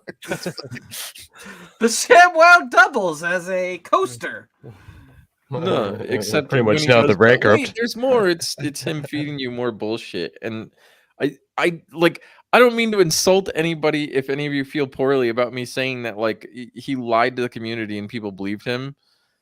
But that was my own perspective on it. You know what I mean? Like from the start. If I had any feelings, I would say something. But I'll say this. Gone. I mean, I'm gonna chat with Jong, and I've talked with him quite frequently. Dude, who's gonna kick this guy out of here? And I'm not the only one on this on here as well that's in there. But okay, we'll kick the other person out too. You're gonna have to. He already is. The power most of the iiRcadians out. But we're all friends with Jong. But no, fuck that. Go. Wait, call me a criminal. Wait, you can't kick me off the show. Brad's not here. Wait, we're all stuck together. Power just long enough to do that. He meant well with his promises. I genuinely believe he wanted to deliver things. He just, maybe he wrote some checks with his mouth. I want to be very clear that I am not in this chat with these people at all. I didn't even know it existed, and I'm being dead serious. I'm not in this freaking chat. I haven't talked to Jong since the bankruptcy. I can't say that he Steps. I can get you in, but you do have to cut your hand. I can't say that he intentionally did or said anything. Like I don't think he was overpromising without knowing that it was or wasn't possible. But at the same time, you fact check that shit before you go and tell your community, like, we're going to do this, or we're going to do that, or we're going to get this. Like, otherwise, you are lying to people, and it's your job as like the CEO and the leader of a company and an organization releasing a product to say, this is what it does, and this is what it's capable of. Like, if we went and released this board and said that it comes with 1,000 ROMs and you got nothing with it, that's a fucking problem. That's not, Right. Well, I think that it's given the state of things, it's pretty apparent that mistakes were made. Oh yeah, and he realizes that too. I don't know if he does realize that. I had a conversation. He realizes he's made mistakes. He said that his company is valued at $25 million. He doesn't realize jack shit. He's a narcissist. No, it's not valued at that. I have no idea. I never really paid attention to the business stuff. I'm more just focused on enjoying it. Specifically stated during the bankruptcy call was that the intellectual property and software is worth $25 million. So the open source Android OS, MAME, and a fucking Android launcher is worth $25 million, apparently. That doesn't make any So sense. the guy is an inflated ego fucking narcissist that was talking out of his ass for a few years and led a bunch of people on. Well, I mean, dude, I got what I paid for, so I mean, I can't say I feel led on. I mean, Yeah, I'm definitely still a happy customer I've to this been the day. first person to say that on a lot of Facebook groups, that people that are whining about them going under are fucking idiots, and that they got what they paid for because they still got the games they bought and they still got the games that it came with. So who cares if they went under outside of the promise of leaderboards and online? Like, that sucks. But I have been the first person to actually state what you just said, that you got what you paid for. That's great. That's awesome. If you're happy with what you got, good for you. But I was just upset in terms of some of his overpromising and stuff, even early on during his Kickstarter. I kickstarted the first day this thing was announced. Okay. Not a lot of people know that. I canceled that Kickstarter a month later when I saw the guy release his first YouTube video talking about what it was going to be able to do. Well, I know for myself, I sat out the first year because I looked at that price and I looked at the games that were on it and I said, yeah, I don't know about that. But then that first Christmas sale, and it was, I think I paid $4.99 for mine, which then they dropped it down like another $100 a couple of weeks later, which that hurt me. It was like $2.99. And I was like, oh man, that sucks. But at least they are also doing game sales at that time. And so I kind of made up for it there, but so there were little things like that but having to justify your purchase by saying that you were happy with it because of X, Y, and Z isn't a good thing. But you can say that about Encoder, do you think that though. there's any 3/4 scale company out there that's getting it right? Because you're way more like you're way more technical than neither does and affordable too. You got to keep Nick's that's next to me, not fake Nick's at the bottom, the Canadian version. Yeah, I know the Nick. Call me Canadian. I know the Nick you're talking about. I'll call you the Canadian knockoff. Canadian, there you go. That works. But no, him and I, the constant discussion that actually happens within Team Encoder's internal Discord is, what if we tried to make our own? Because we get so disappointed with the software, the emulation, like that side of it, and we're like, probably 60% of us are actually software engineers as day jobs. Right. This is stuff that we've done nonstop. And when it comes to emulation, we understand it from a different perspective. Like my day jobs have actually been quite different over the years, but like from virtualization, as far as like how emulation works and blah, blah, blah. But no, to answer your question, no. To the point where we've said that between the few of us that work on this stuff, we actually think we could do it better. So when you would, I don't know how much you paid attention, but when you would say, have a Friday show where Michael was talking about how difficult some things were to do, were you sitting there saying, no, it's not difficult, I can do that one day? I never watched any of them. I don't, because there were a lot of things that we were waiting for a long time that never came to fruition. We're talking about Michael S., right? Yeah. Like, that never happened. Give an example of something that he said that wouldn't be possible. I mean, just so many people wanted the whole look, the way you navigated through the games to be updated. People just UI, people hated the UI. I really never had an issue with it, but I can understand once you start having a lot of games on it. But people wanted something that was more, I guess, flashy looking, and they were working on something. People always wanted the store. I don't think they were working on anything. I'll be honest with you right now and say I don't think they were working on jack shit.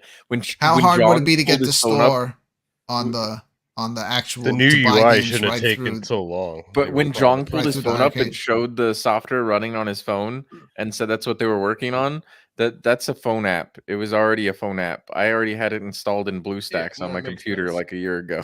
It wasn't. He didn't do anything. He went and installed it on his phone real quick and went and showed it to people. Like, look, this is what we were working on. Like, that's why I say that he lied. Is because it feels like it was all a bunch of bullshit, and it continues to be bullshit even through bankruptcy. I'm sorry, but that's how I feel. Have you seen a gold in person yet? Like, I know that you're gonna get P-Dub Space Invaders. No. Is that?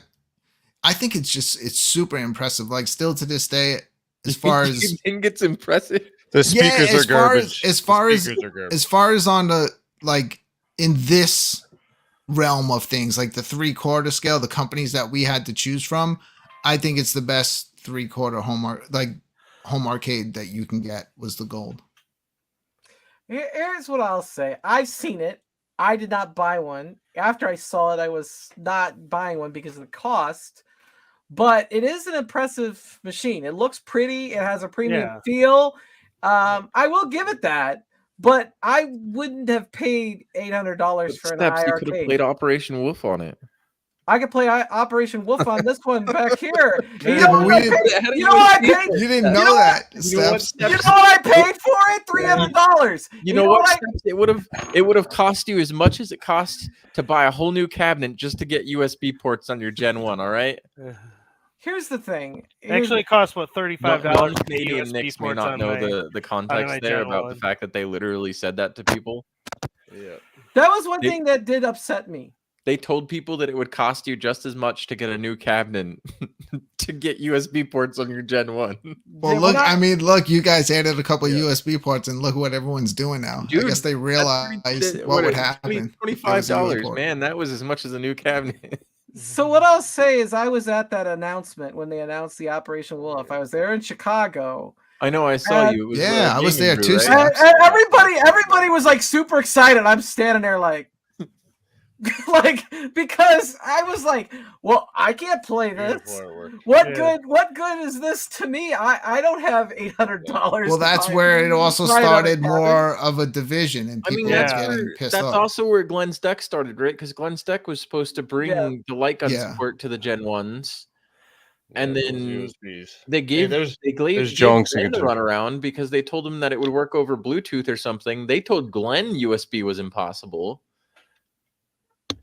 And then later on retracted on that. So it was like, I don't know. They did mention that they're like, oh, we could maybe use like Bluetooth guns or something like that, but it's going to have that nonsense. It's going to have crazy lag. And I was like, I don't want that. A game console.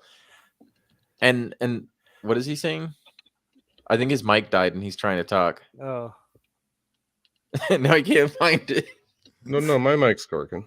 Not you. No, the Nicks above you. Not fake Nicks. Oh shit, how's that? Canadian, yes. There you go. That works. Can you hear me now? I'm a Canadian. Yeah, so Papa Brad in chat said if they knew USB was possible, then that is wrong. There is no way in hell that they did not know USB was possible. They had jigs in their fucking factory. Well, there's that, but there's no way to program these boards. Like, I didn't just figure this out off the top of my head, some magic voodoo of how do we, get this working on these boards. They're rock chip boards. The way that you program a rock chip board with an eMMC is through USB. Right? That is how you do it at the factory. All winner too, but that's how AtGames does it. That's how everyone who runs rock chip, when they sell Arcade One Up edit system that has a rock chip device, they use USB. So they knew USB was there. They knew damn well USB was there. Well, the other thing is that that little connection you connect your board to, that it was the same way the connection looks like on a PC motherboard where you could connect the USBs on the case fan. From what it looks like to me, those USB. It's a little different, but yeah. But yeah, it looks like that's a standard. That's an industry standard connector. You can use that for any. I use them in. No, they intentionally hid it here. That connector was made for them to hide it. Well, I mean, I could kind of see their point of view, though. Since they were trying to make money on software, Well, the irony is, though, the USB that would have enabled the light guns to work wouldn't have made the board vulnerable in any way. It was weird. It's crazy. A lot of people didn't notice it, but when Operation Wolf came out, we had Michael on the Friday night arcade show, and he was playing along against us, and he was playing Operation Wolf with a light gun on a Gen 1. That's because he had that jig that they had in the factory. So he had something. Yeah, they had of access. Where he could. It was a board that we've seen it before. Various people in the community have showed us this after our board got announced. They had a board similar to what we've made that plugged into those same interfaces. Here's And after the first batch got released, people were like, "Oh, that looks kind of like this." I'm gonna And it's ask. like, see, they had one, and it's funny because non-Canadian Nicks and I'll call him non-Canadian Nicks since we're, since we have this other fucking imposter here. No, we were discussing this, and even he was like, "Yeah, dude, they had to have had something that stretched across both of these interfaces in order for it to be stable." Like, and that's kind of where his idea for his design came from. Was if I was them, this is how I would have designed it. And then it later came out. People told us that when they were at their Game and Brew and stuff, they saw them literally put something on top of it, and the way it was described was essentially the same board. So they knew they had it already. They were producing it already. My question. Yeah, we were originally just going to make something that plugged into one of the headers, similar to what Glenn's was. But my concern was that people would plug them in wrong because you would get the orientation wrong. So I said, well, there's two headers, and that's why I needed a board, because I needed to measure the distance. Oh, Mike died again. There's the mic. I got his mic off. Now I'm with the wondering hand which one is gesturing. the imposter. One of them can't even fucking figure technology out. My technology is that? working Is fine that- right here. I mean, we're going Imagine on if over an hour here. We're all gone now. Is that better now? I think you Can got you hear it. me? Yeah. Yeah, we can hear you now. Yeah. I think Oh, it needs okay, to be yeah. charged. I have two of them, so one was charged. I have a backup. But yeah, it was like I needed to make sure that people weren't going to plug this thing in the wrong way, because the two connectors look identical. How do you tell them apart, right? They're two 4-pin connectors, and even if you have they're two 8-pin. So even if you have the right one, do you face it up? Do you face it down? So I tried to design this thing in a way that it would really only make sense to plug in one way. Okay. I did a good And job. I was of it. also The way you concerned. Printed I was that. also concerned that when people plugged the USB cable into it, that it would pop out or it wouldn't be secure, which is why I spanned the board to go across the two. But then once we figured out that there were USB ports on both sides, then it just made sense to have them on both sides. Well, I think it is pretty idiot proof. I mean, the flashing the board, backing up your current games list. That's the stressful stuff. Once you get Like, through you that, just heard at least one person's feelings that fucked up when they tried to install theirs. But once you get to adding games, I mean, I think that's the fun part, and it's relatively easy. I don't know. Wasn't Papa Brad's original video? He got the board on perfectly fine, but then he couldn't plug his light gun in. He had to try multiple times to get the USB cable in. Yeah, that was. So here's a question: at the Game and Brew night in Chicago, they had obviously were showing off Operation Wolf, and I was told that they weren't even running it off Android at the time. They actually had a PC in the cabinet, and they were running it off of that. So I did some research, and I found out that there wasn't Android support for Sinden at the time, and I think that it just recently went into beta.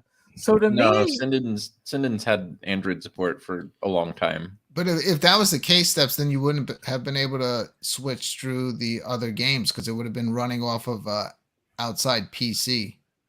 I just saw him turn the game on. No, because I'm saying, because they also played Heavy Metal Titans on that same one.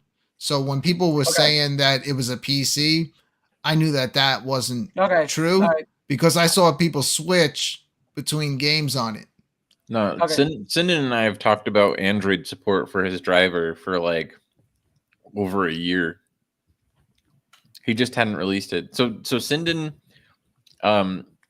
non-Canadian, real Nicks, non-imposter one. I'm sorry, Canadian Nicks. You're gonna forever be called the fake one now in your chats whenever you try to stream, all because of me. I hope you appreciate it. But you know what? It's payback for you fucking posting about the gold board on every goddamn post. So, oh man, this is awesome. no, all of us have I'm getting roasted. A few of us have Get roasted quite a bit because there's some people that disappoint me in this community when it comes to light guns and stuff, and they get biased and they're like, well, screw that light gun, screw this light gun, blah blah blah, or they say they want to support one or the other. I don't really care. I enjoyed Sinden's product and I had one, and I was offered to be given one for free even, and I turned him down and bought it. But ultimately, like myself and acustomarcade's Nix and blah blah blah, we have worked as well as other people that he works with to try to improve Sinden's guns in various ways. And part of that was talking to Nix or Sinden to try to get it working in Android, or trying to get it working with a certain emulator, or even improving his driver in some cases for some of these single board computers. Like with Legends Unchained, for instance, one of the things that they had problems with was that Sinden's drivers were too demanding on that hardware, and it was slowing down performance of emulation. So it was like, I don't know. Point being, we talked to Sinden, and we actually I've talked to him about getting Android working before I even knew iiRcade was even involved. And then later saw the announcement at the Game and Brew and was like, oh, that's why you wanted Android support. Mm-hmm. Yeah, Sinden's been cool. Just to talk to, we were like, hey, by the way, we reverse engineered your hardware. We wrote our own driver for it. It works really well. Can we do it? And he's like, maybe. So like he was cool with it. We showed him the source code. He's like, yeah, that's great, as long as you verify that it's Sinden hardware and doesn't work with like Chinese clones or whatever. Like, cool, have fun. I think on the iiRcade, it was a great experience, except the reticle was a little shaky on the games. But that I tried to fix that in the software. I tried to enable smoothing of it, but it didn't take any effect on the cabinet when I did that. Yeah, that must be something to do with the way Sinden reads coordinates or something. The weird part about the iiRcade compared to a computer, though, when you're using his light gun, it emulates a joystick, not a mouse. Really? That is different. It's weird because I try to update it to play back on the PC, and actually my PC's not even recognizing the guns now. It still plugs into the iiRcade, but now I plug the guns into the PC. It doesn't recognize them. Now, in the software, the Sinden software, but the PC recognizes them as cameras. But I'm trying to figure that out. So theoretically, if the Dolphin emulator was to get running, if that would be possible, because there's a ton of great light gun games that were on the Wii. I don't think you're gonna run Wii on this. Dolphin's not too hard to run though. Usually, I mean, I don't know how to do it. I don't think the arcade not on the 3399. You're not gonna run. It's not happening. All right. No, you'd need at least a 3588. Unfortunately. Mm-hmm. So I mean, there is technical limitations to the iiRcade. Obviously, it's not going to run something that a PC will necessarily. No, but like it doesn't have to, right? Like, I am one of those kind of arcade purists where I don't run anything that was never in a cabinet on a cabinet. Like I have plenty of like Raspberry Pis and Orange Pis. Hey, I got electricity back. I got this thing back on as soon as I could. Oh my goodness, my entire block was black. It's insane. I've never had that happen where I live.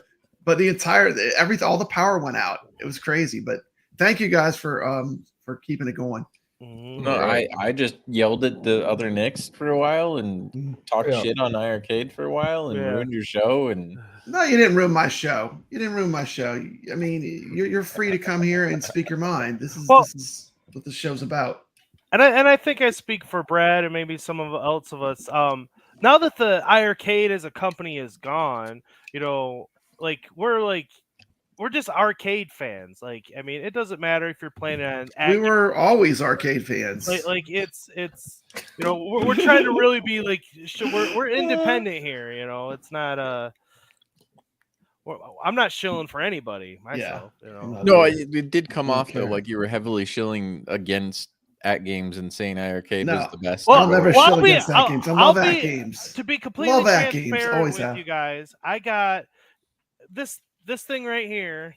You know, which some people on our stream here. Why is it so dusty? Yeah, I'll tell you why it's so dusty. I'll tell you why. 3 years. Where's the love? Where's the love? I got that thing, and the cabinet that's the Switchcade, I hooked that up to it, and I was playing Coin Ops X out of it, and then about a month later, the thing just died. It'll turn on, but I can't cycle through the games, like the joysticks or whatever. Something's going on with it, and it pissed me off, and so yeah, I'm a little jaded on at games for that reason. It's not communicating with the puck. Look at that! Look at that! Look at that! How clean! See, that one's clean, not like a mother. Yeah, boy. I played so much Robotron on this thing. I actually cracked it from playing so much Robotron. I believe it. Check this out. I'm going to show you. Believe it. I hear how so much as in one game. Look at that! Look at that! I put a crack in it from playing so much Brad Robotron. is. But He is. Look at that. I play aggressive. Look at Oh that. no, I see the crack. There's crack. Oh, he said Brad's like letting cocaine bear loose in the arcade. That's right, man. I love this thing, man. Bobby's loving every single one of them, saying clean all at the same time. Papa Brad, I think you've been playing too much Versus.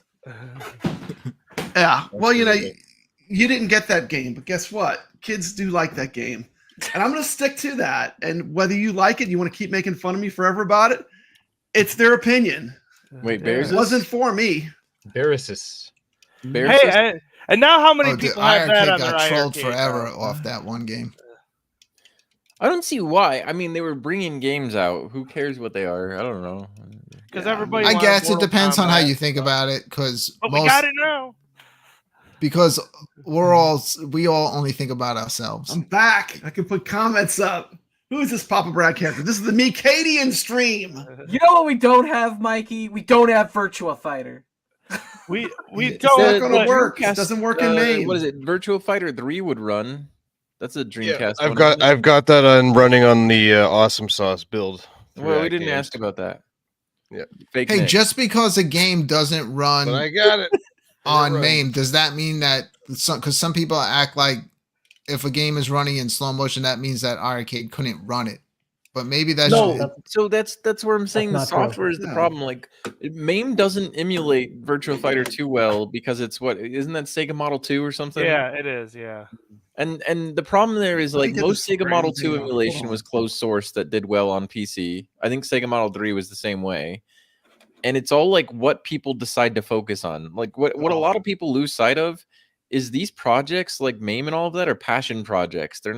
It's not something somebody was paid to do. Right. So unless somebody had a specific interest in that game running on this very specific hardware, the software is not going to do it. But that doesn't mean the hardware isn't capable of it. Mm-hmm. And they also tune different versions of MAME for different games. And they Yeah. also break compatibility with games. So something that used to run great in like MAME 2003 does not automatically work great in MAME 2010 or 2016 or 2015. It's there.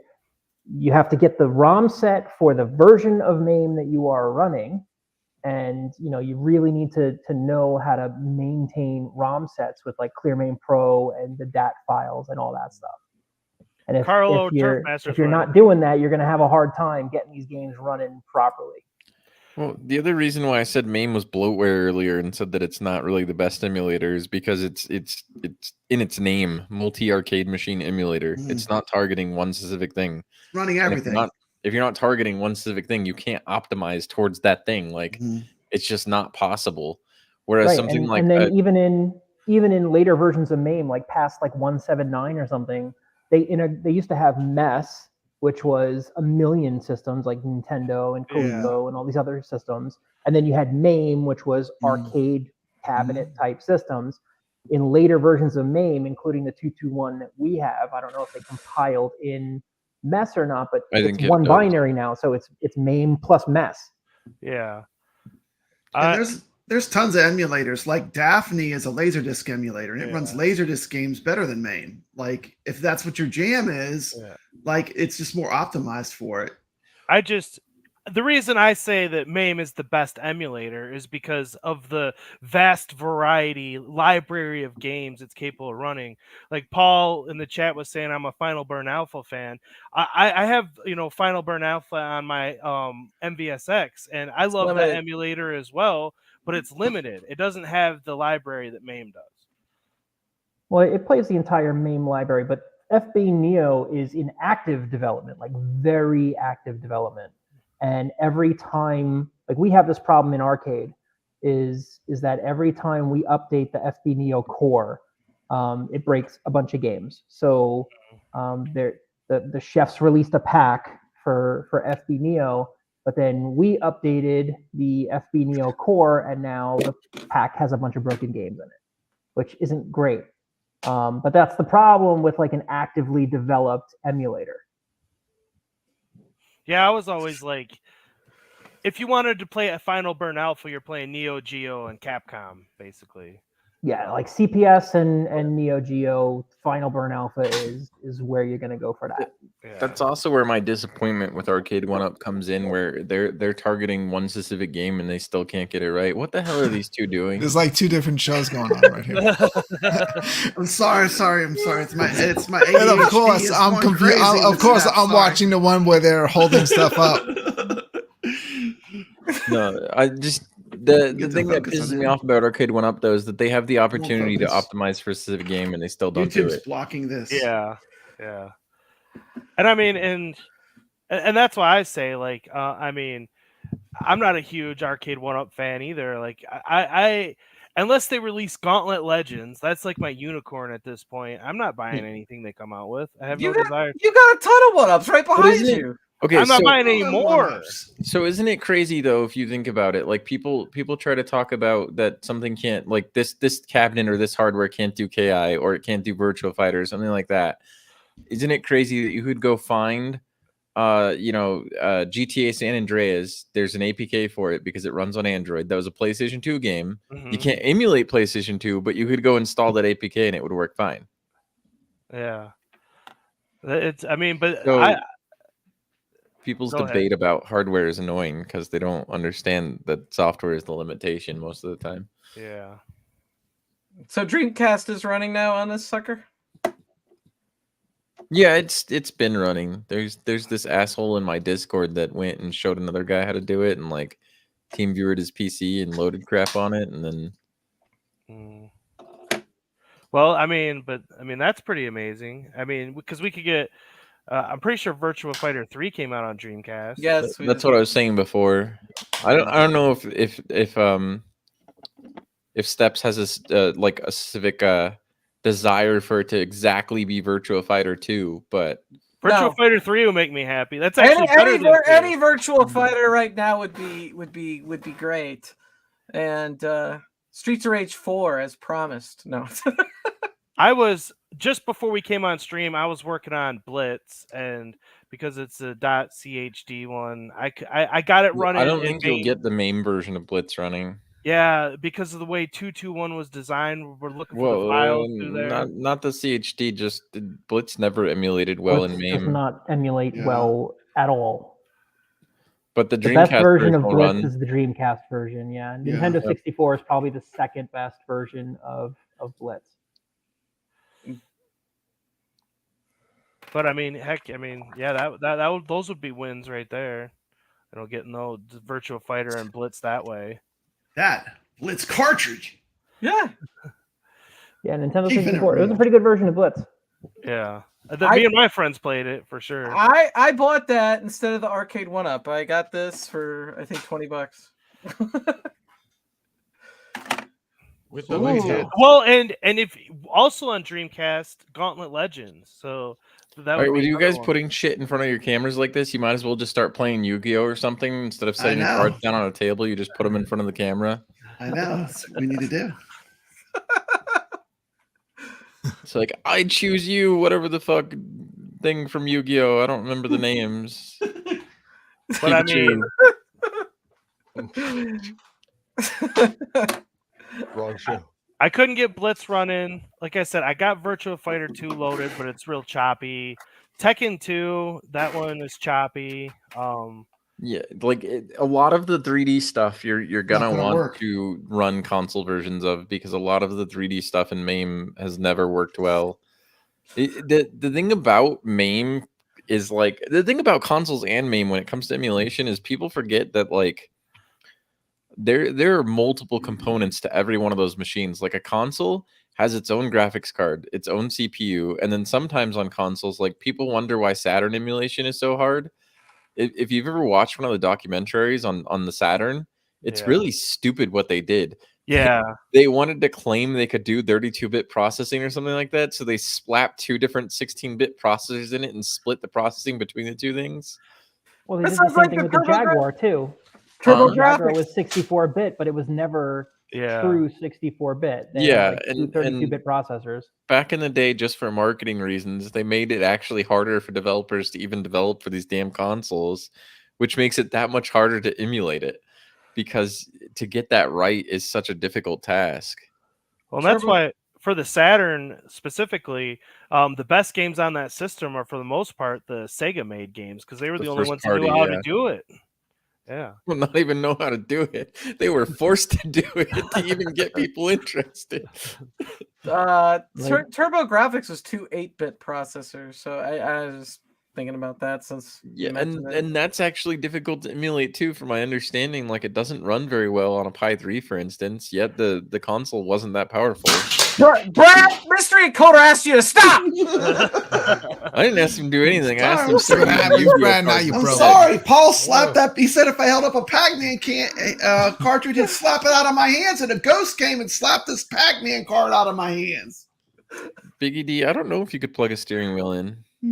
I'm gonna venture a guess and say no, because steering wheels don't usually show up as like a joystick or a mouse or something like that. Well, I mean, they don't get registered as some kind of like an analog input or something.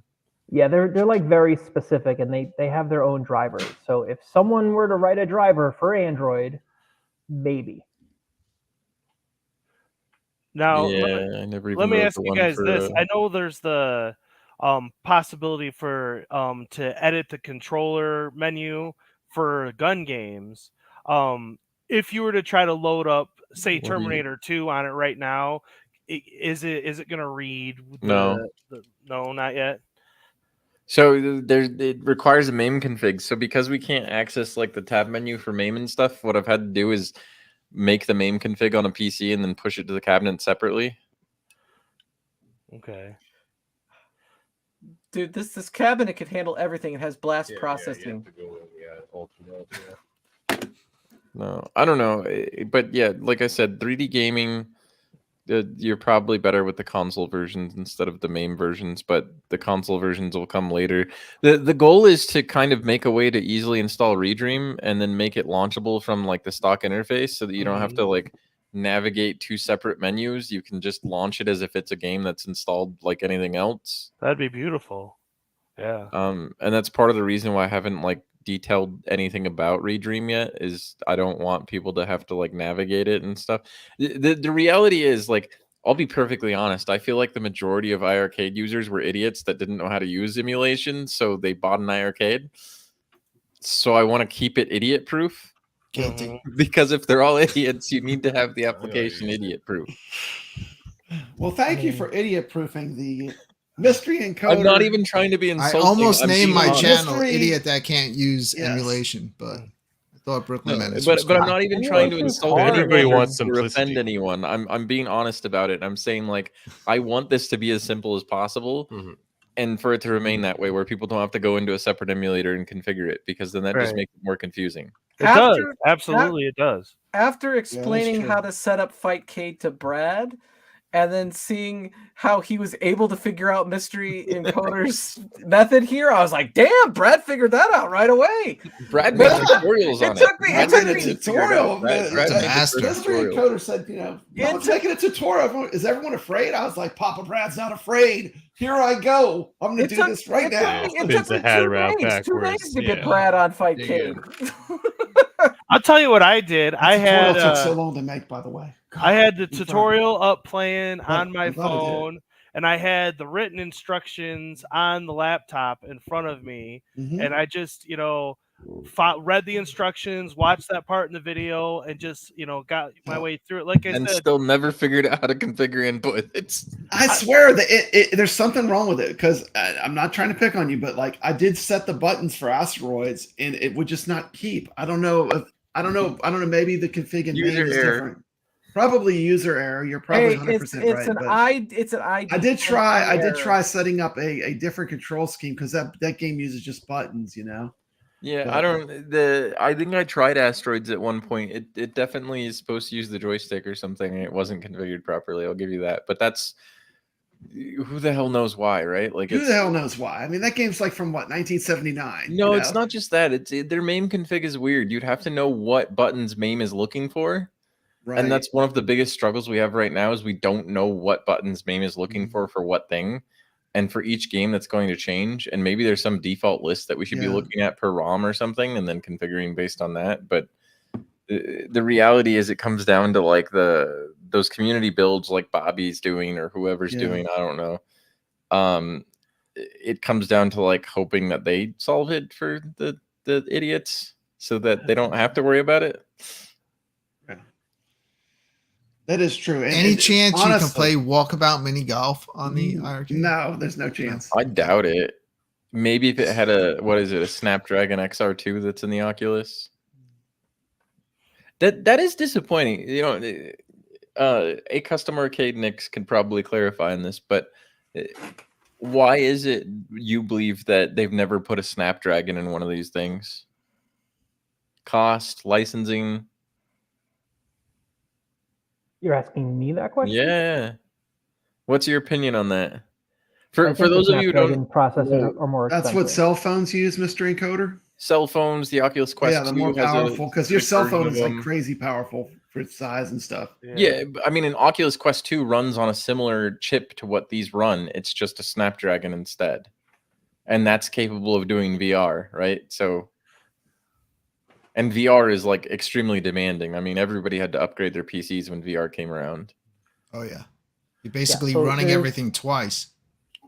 There's a couple things, and maybe I'm talking on my ass. I don't really know, but Rockchip is a Chinese company, and the Chinese government loves to subsidize Chinese companies and basically let them sell things to gain market share against other countries' economies. Qualcomm is a US company, so I don't think you're going to ever see a Chinese SoC priced higher with comparable performance than a US based SoC. And Qualcomm is a US based company. There you go. So that's why we're not seeing a Tegra X1 either.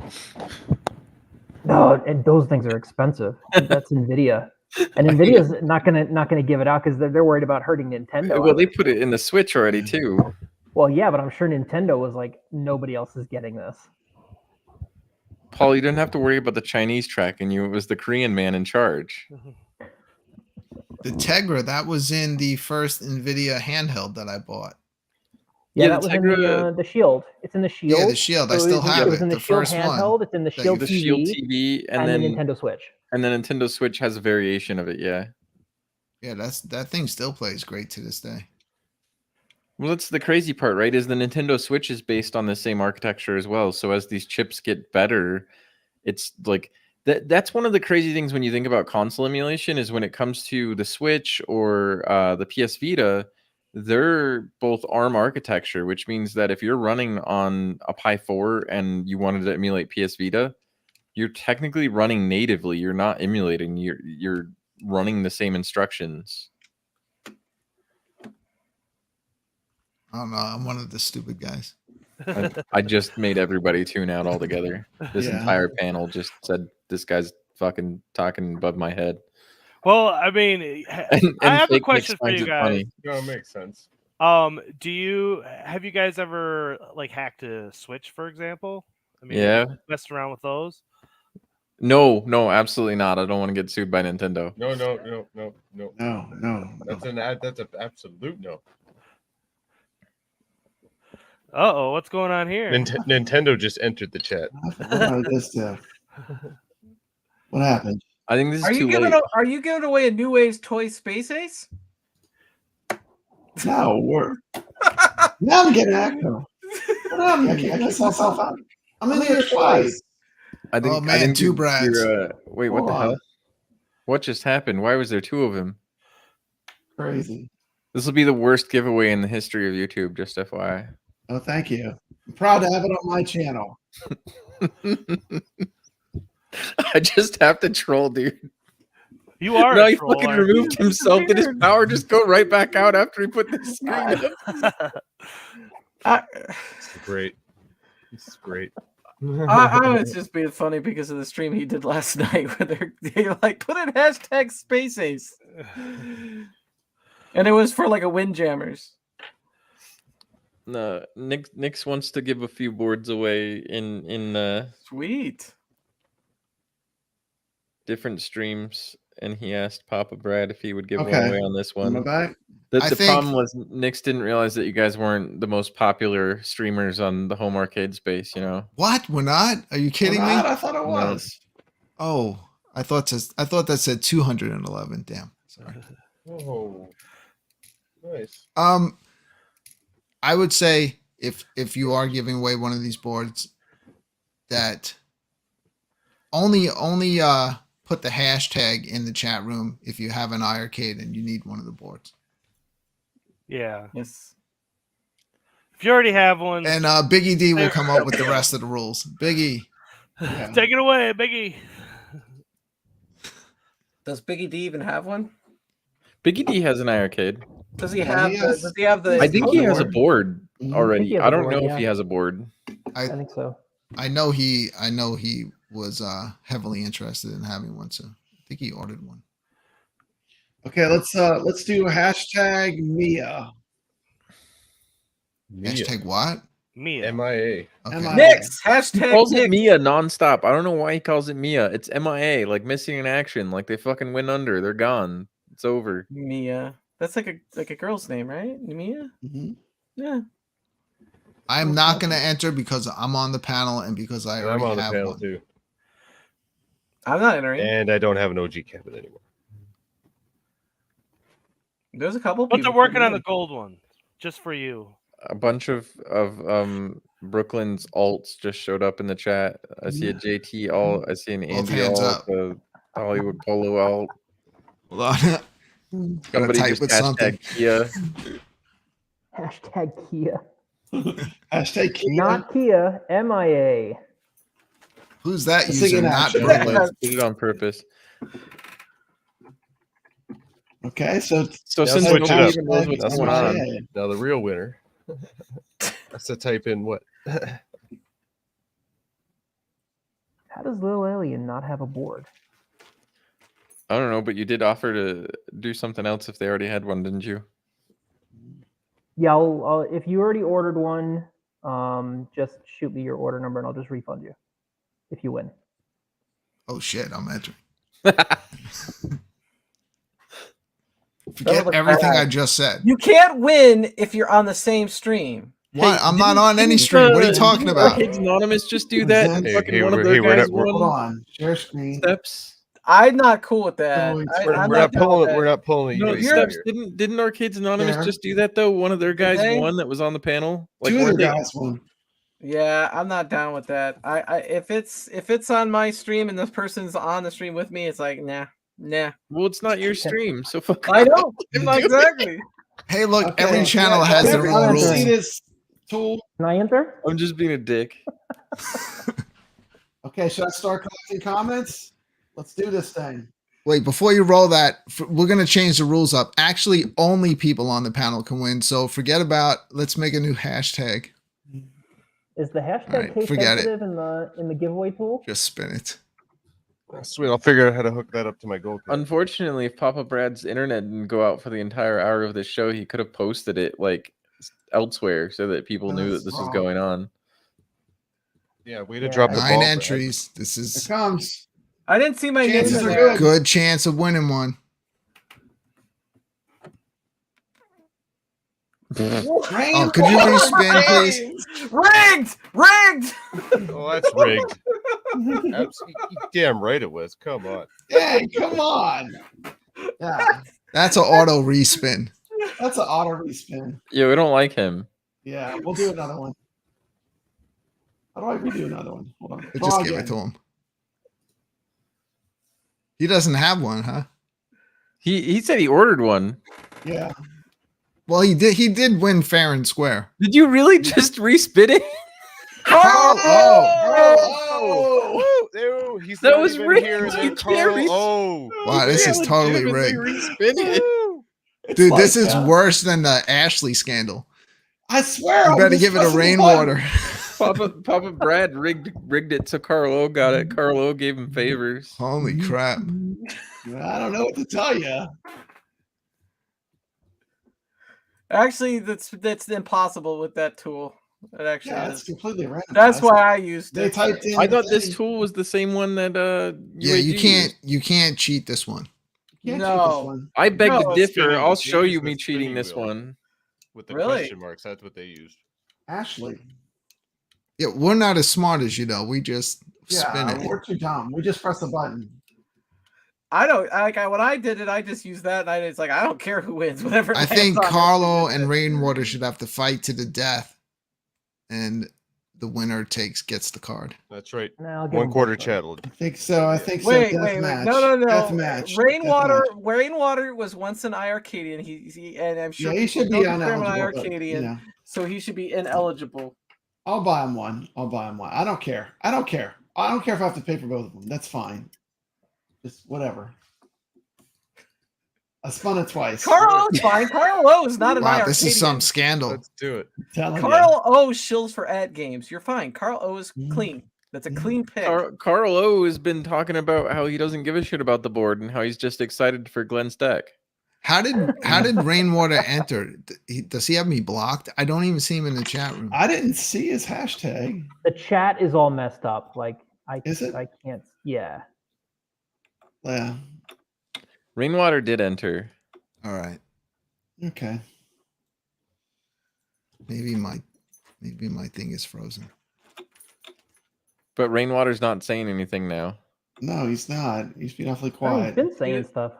I see him talking in the YouTube chat, like on YouTube. I don't. This see must him be on- because I already bought one, but I have not got it yet. That was the last thing I saw him say. I haven't.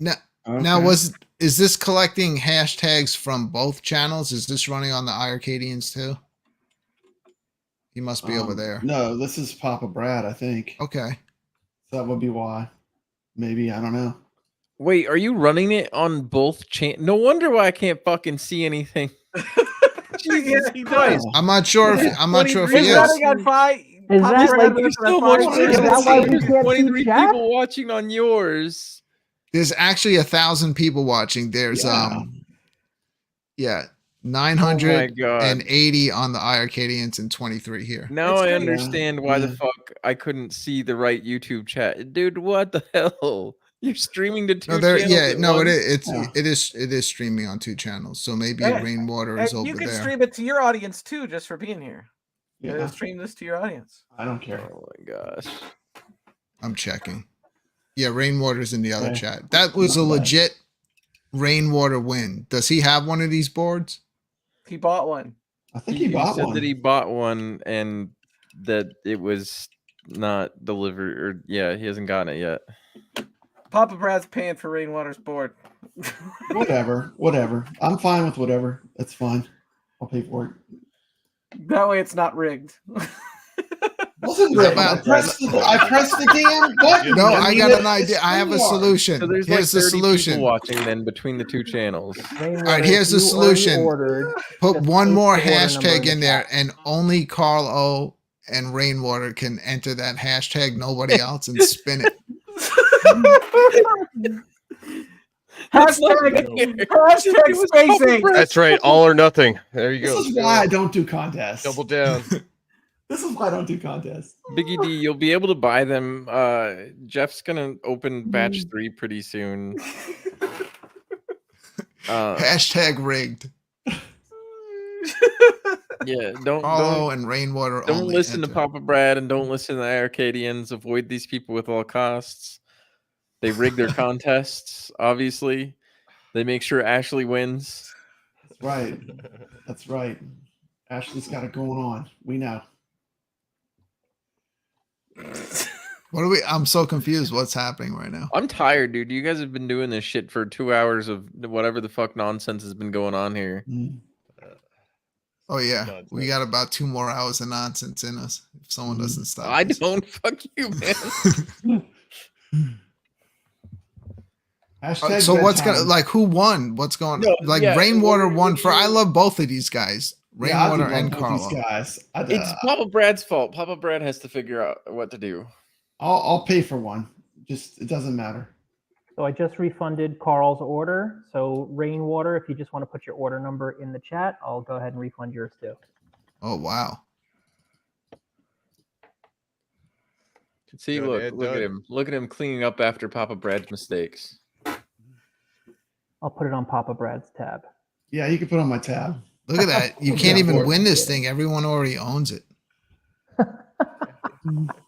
Everyone that watches your show does, because everyone that watches your show is already like an iiRcade fan. I feel like there's people that have been holding out where like, except for the ones that aren't chatting, they're just I guarantee you there's going to be somebody that watches the replay of this and goes, is there going to be a batch 3 in your fucking comments? Because they've been doing it nonstop. Like this Dawn guy, I've seen him in every goddamn comment of every video.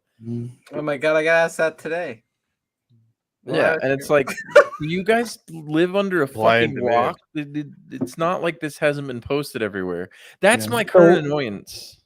So batch 3 is not going to be named the Bankrupt Edition. Batch 3 is going to be named the Johnny Come Lately Edition. Oh, the Johnny Come Lately Edition. Throwing some shade. Nice. I like that. No, you guys should see the emails that acustomarcade gets almost daily about when batch 2 is going to ship, or even the Facebook messages we get on the Team Encoder Facebook page where it's like, hey, when is my batch 2 going to ship? And I go, I don't know. Do I look like acustomarcade? That's right. Do I look like UPS? No, and then they don't read the damn page for what they ordered already. Like it said on the page that it would ship by August 28th, not March. March would be great though. Make them wait even longer. It'll be here after Glenn's tech. Yeah, no, but people don't read and they continually ask the same questions and yeah. Yeah, that seems to be just like this guy below me that didn't read how to configure the inputs and then asked if it was possible. Mikey J, you're muted again, buddy. Oh man. I'm easy. I buy stuff and then I leave everybody alone. Some people, once they buy something, that's it. You're just pretty much like a marriage. They'll be writing you every day. Every day. Mikey J is talking. We can't hear you. We can't hear you, Mikey J. Oh, sorry. I was saying that there you go. Mystery Encoder was nice enough to answer my questions at 4 in the morning or wherever when I was sending him on Facebook. 4 in the morning. But I think that's the best time to contact him. Man, he messaged me. If you're contacting the page, it's kind of iffy about who you might get because you've got Zoltan is Australian and he'll be on the page in the middle of the night too, and he doesn't. He's very mean. He doesn't respond to people the same way I do, Zoltan. He'll tell you to go fuck off. Yeah, Paul. 90% of the games you don't have to configure anything; they just work. It's just the ones with weird controls, dual stick games that had special boot up sequences, like some of the Williams games. We have to press a special button. Yeah, I feel like get them to boot. But most of the games work. I feel like we spent most of the day talking about the exceptions instead of the rule. I mean, seriously, like the high percentage of games that are going to run flawlessly. 97% of them, right? Yeah. Yes. Yeah. I don't have customers. He doesn't have customers. No. I don't sell anything. Look, I've heard nothing but good things. I can't wait. I am planning sometime this week. Don't you have one already? I do. I have mine right here. You haven't put it in. What are you doing? I've been busy. I'm also gonna. I'm gonna help Ichabod Crane put it in his. Get him all set up. Is Ichabod Crane saying I sound like a dick? No. But he's gonna get a lot of enjoyment out of this. You sound like a dick. Who's he talking to? Is someone in there saying that? Ichabod Crane said you sound like a dick. Who knows who he's talking to? Then I guess he does think that. He's probably saying I sound like a dick. I am a dick. Thank you. Where? I'm so confused with the two chats. Is he? Oh, I didn't even know he's here. There he is. Yeah, I'm watching the chat in the StreamYard. Yeah. Yeah, you have to watch him in the StreamYard. It's combining both or something. Yeah, it's combining both. No, yeah, he's gonna really enjoy it. I think while we have his iiRcade open, we should throw some Sandwell buttons in there too. No, the reality is that yes, I am a dick. I get tired of people pretty easily. A lot of people don't even know my intro to the home arcade scene was literally a list of fuck you to everybody that wanted to download a pinball mod. Wait, Rainwater's bitching about winning the contest. Oh, he's saying whatever you do at the contest, you spun the wheel and it totally hosed his computer. That's because it was rigged. You know, it's so weird. I had just plugged mine in and all the power in my neighborhood went out too. So I'm starting to. Yeah, man. Something's up here. Full moon tonight. Full moon tonight.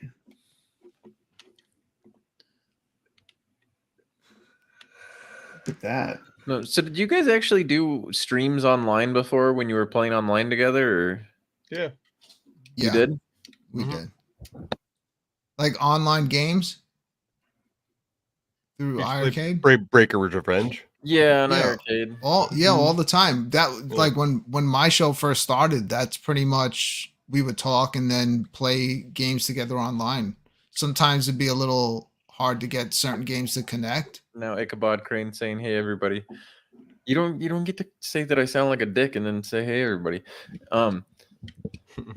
Who knows who he's saying that to? Huh? Who knows who he said it to? I don't know who he was saying. You could have been me. It was me. I don't think this show ever had a script. I don't think the show ever had a script. Talking about me. Yeah, this was just a random, show up and talk. No, it was bad though because they didn't have a script. People aren't enjoying it. They're not entertained. You gotta have a script, and then you gotta stick to that script like a madman, so that the show doesn't go off track and become P-dubs. I like. Nobody found that funny that P-dubs doesn't like going off script. He runs a organized platform. Yeah. Every time that we're not in YouTube to make money. No, but every time that I've watched P-dubs, and I'm not saying this to insult him whatsoever, it's just the guy is so serious, man. He's just like everything has to be on script 24/7. I could do all that too, but that's too much work. I just edit and go live. That's too much stress and anxiety. Whatever happens. All right, I just asked ChatGPT to write me a podcast, a script on the iiRcade.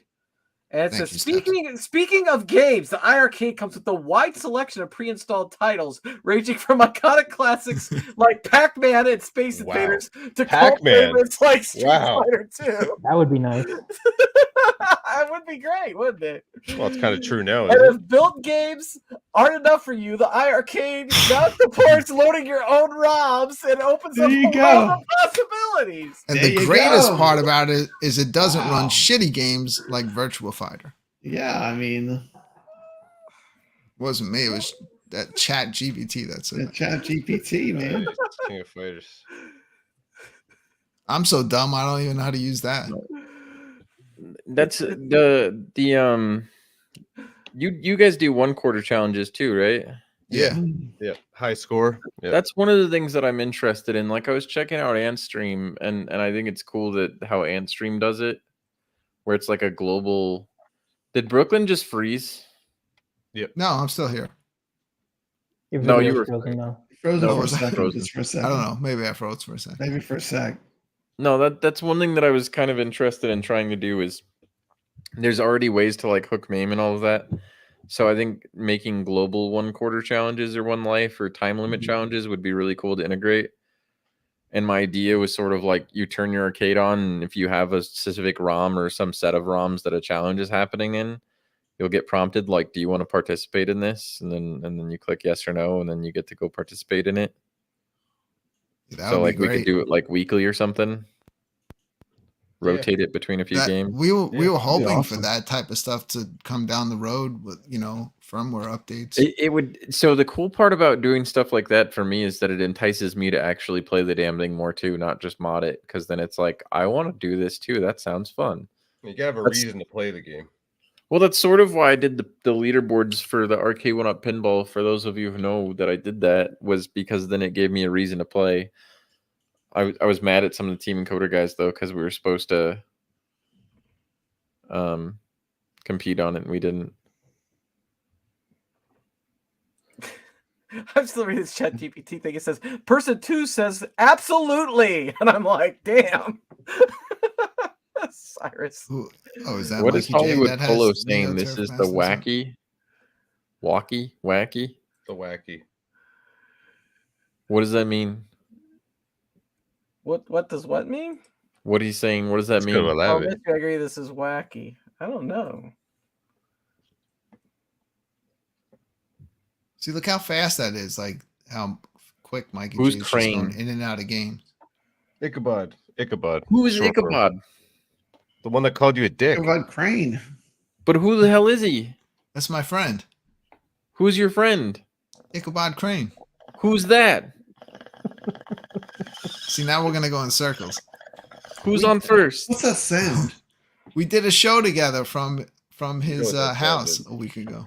They had synchronized beer popping. You didn't watch the show with the synchronized opening of beers in the ultra low tech. I think I saw it and decided that it wasn't a stream worth watching. How dare you? Dare you? The same thing happens whenever the Mustache. iiRcadians comes on, to be perfect. That's what I say in the mirror before I start all my shows too. That's what I said before I got on here. Thank you for coming on. I'm just being a dick. Yeah, we love it. I'm laughing. Well, because because you split your channels, Brad. Nick's is sitting here in Discord telling me, dude, there's only 4 people watching this. Do we really want to give away something to 4 people? There's 29 people on I this was one. like, dude, I see 20. And he goes, Yeah. no, I see 4.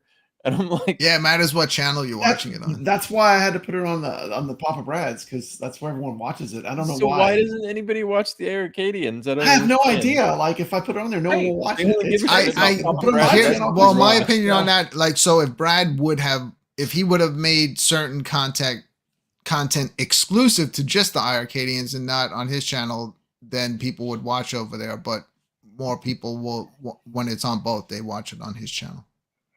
And then naturally, if you're on it watching it where the less people are and more people are chatting, you go over to the one where more people are. Because there were times we'd be doing a show and people were like, well, I don't see John. Like, he's chatting. It's like, oh, he's on the other channel. See, So that's just people go over there. confusing. It is. To the point where even the technical people were confused. Like, wait a second, there's 4 users. No, YouTube must be broken because I see these people chatting, but I don't see them. Well, that's the thing. Like, we were seeing chat show up in StreamYard, and I'm like, there's nobody chatting here. YouTube gotta be broken. And I'm like, there's no way YouTube is broken. We were fucking confused, dude. Oh, so if you're in StreamYard, how you can fix that is you just watch the live chat and it will show everybody from all channels. So which I've been doing this whole time. Yeah. It's on my channel. It's playing live on my channel too, and there's one person there watching, just me. I asked Joke. That's a joke. It's not on my channel, Brad. About who are the iiRcadians, and ChatGPT says the iiRcadians has become a term to describe a group of people related to iiRcade or another tech-related concept. There you go. Smart. Just making smart shit up as it goes, man. You guys should write an entire show script using ChatGPT and actually do a scripted show where you just wrote everything about what you're going to do. I would love to see what it would write. I'm so curious. And don't break script for the entire show for an hour. Seriously, say that. Do that step. See what it says. Probably do great. Probably the algorithm would probably love it. Yeah, because we've had shows. This is real. Just type in the show. This is unscripted. Yeah, a scripted show. I'm honestly surprised. Featuring featuring people I'm that surprised that the real be in the Nick show. hasn't Put left names yet, in there. and he's about to call it. I'm calling it. It's very late here. Okay. Well, thank you so much, Nix. It was great Jeff, meeting your order thank is you. already refunded. So both winners, congratulations. Everything's all set. Thank you for all your hard Look at that. work. He wanted to do something nice and he came on the wrong show to do it. The board is top quality. I'm sorry. Hey, I'm trying to compliment him. I'm just being a dick. Good night, Nick. You rewarded rainwater of all people. All right, that's how we know it was the wrong show. I thrive in uncomfortable situations, so you can just keep going. Yeah. So how about one more thing? First person in Oh, chat shit, who one more doesn't thing. have a board that is waiting for batch 3, hashtag Nix. And I'll send Hashtag you X. Who's the first one's going to show up here in the StreamYard chat? Here we go. I don't know if can't anybody already heard have an what he order. said. If you don't have an order, Goofy Foot. Goofy Foot. Close enough. There you go. Goofy Foot should have one too. yeah, He should have one for sure. I didn't even know Goofy Foot had an iiRcade. I've seen him He in does. various streams, but he does. He has a gold. There we Well, he go. has a gold. That won't work. welcome to another episode of Indie Game Spotlight. Hey, it may work somewhere down the road, so who knows? This show where we delve into the world of independent game development and showcase the incredible creativity and innovation happening. I'm your host, Steps, and today we have a real treat for you, a spotlight on the game Circus Interstellar, developed by Ettensoft. See? I just asked ChatGPT to do that. Does it keep going? Yeah, there's more. I just didn't copy and paste it all. There you go. Yeah, ChatGPT. Anyone want to say any nice parting words? I would like to thank Mystery Encoder for Nix for coming on the show. And Absolutely. Thank you. And thanks again for the board, guys. You guys have done awesome. Even though you're in Mystery Encoder's not the biggest fan of the iiRcade community, we still love you, man. Oh no, I'm a fan of most of it. I just don't like you. Yeah. Oh man, Well, that is probably true. But, he likes you. but I can take it. Well, I like everybody, and I also like the Mystery Encoder board.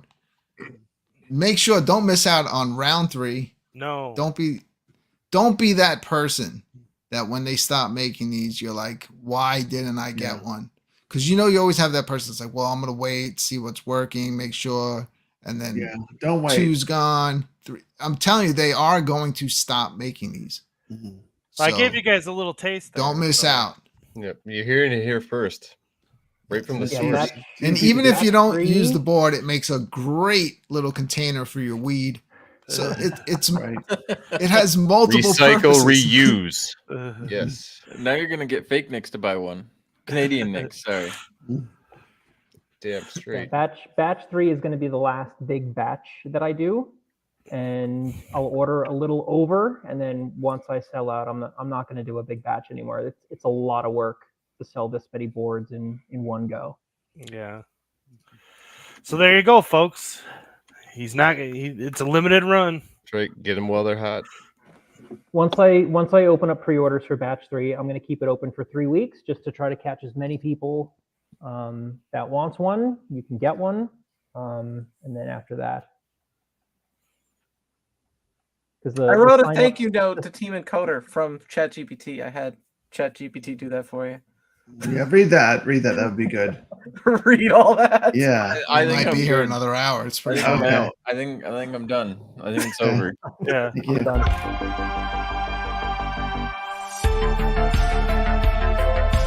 This brings me back to what I love about this amazing hobby of ours.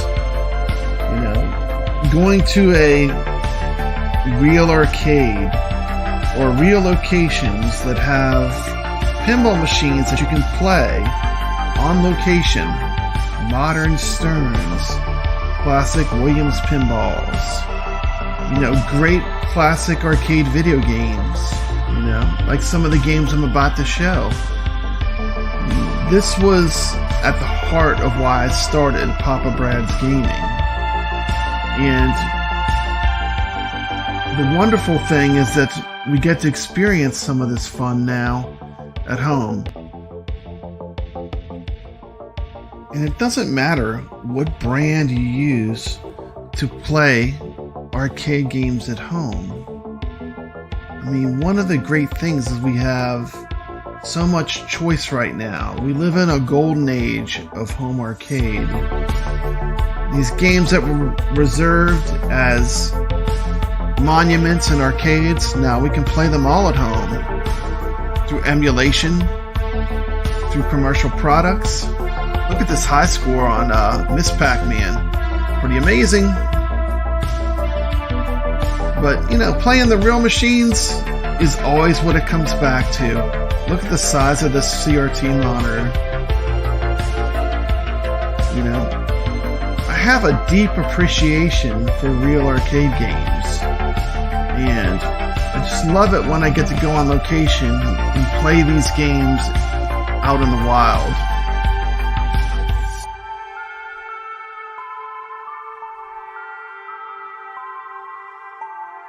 Here's one I haven't seen in a while. Check out this Duck Hunt from Nintendo.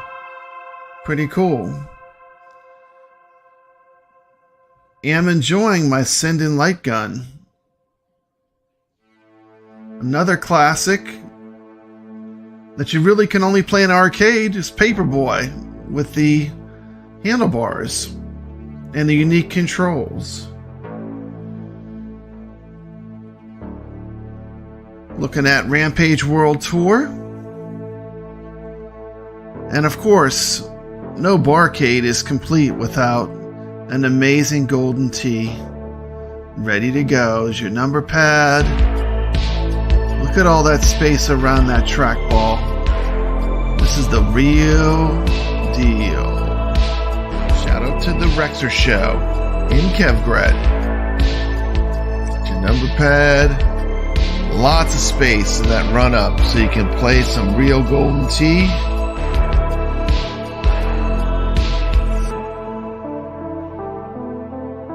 Look at that party zone just hanging out there. Happy Juice. What a wonderful evening down here in Old Town. Playing some pinball, having a couple beers, celebrating 2,000 subscribers. To my viewers, thank you very much. I appreciate you subscribing and sticking with Papa Brad's Gaming. Thank you. A special shout out to all the people that have been part of the iiRcadians. It's been an amazing journey. Another special shout out to my good friend Brooklyn Menace and the Friday Night Arcade Show, where we come together and play games as a community. And lastly, a shout out to T. McCloskey for a brand new show that I'm doing with him called Arcade Talk. Come check it out. I think you might like it. Arcade Talk comes on Thursdays. This has been Papa Brad reminding you to always stay legit.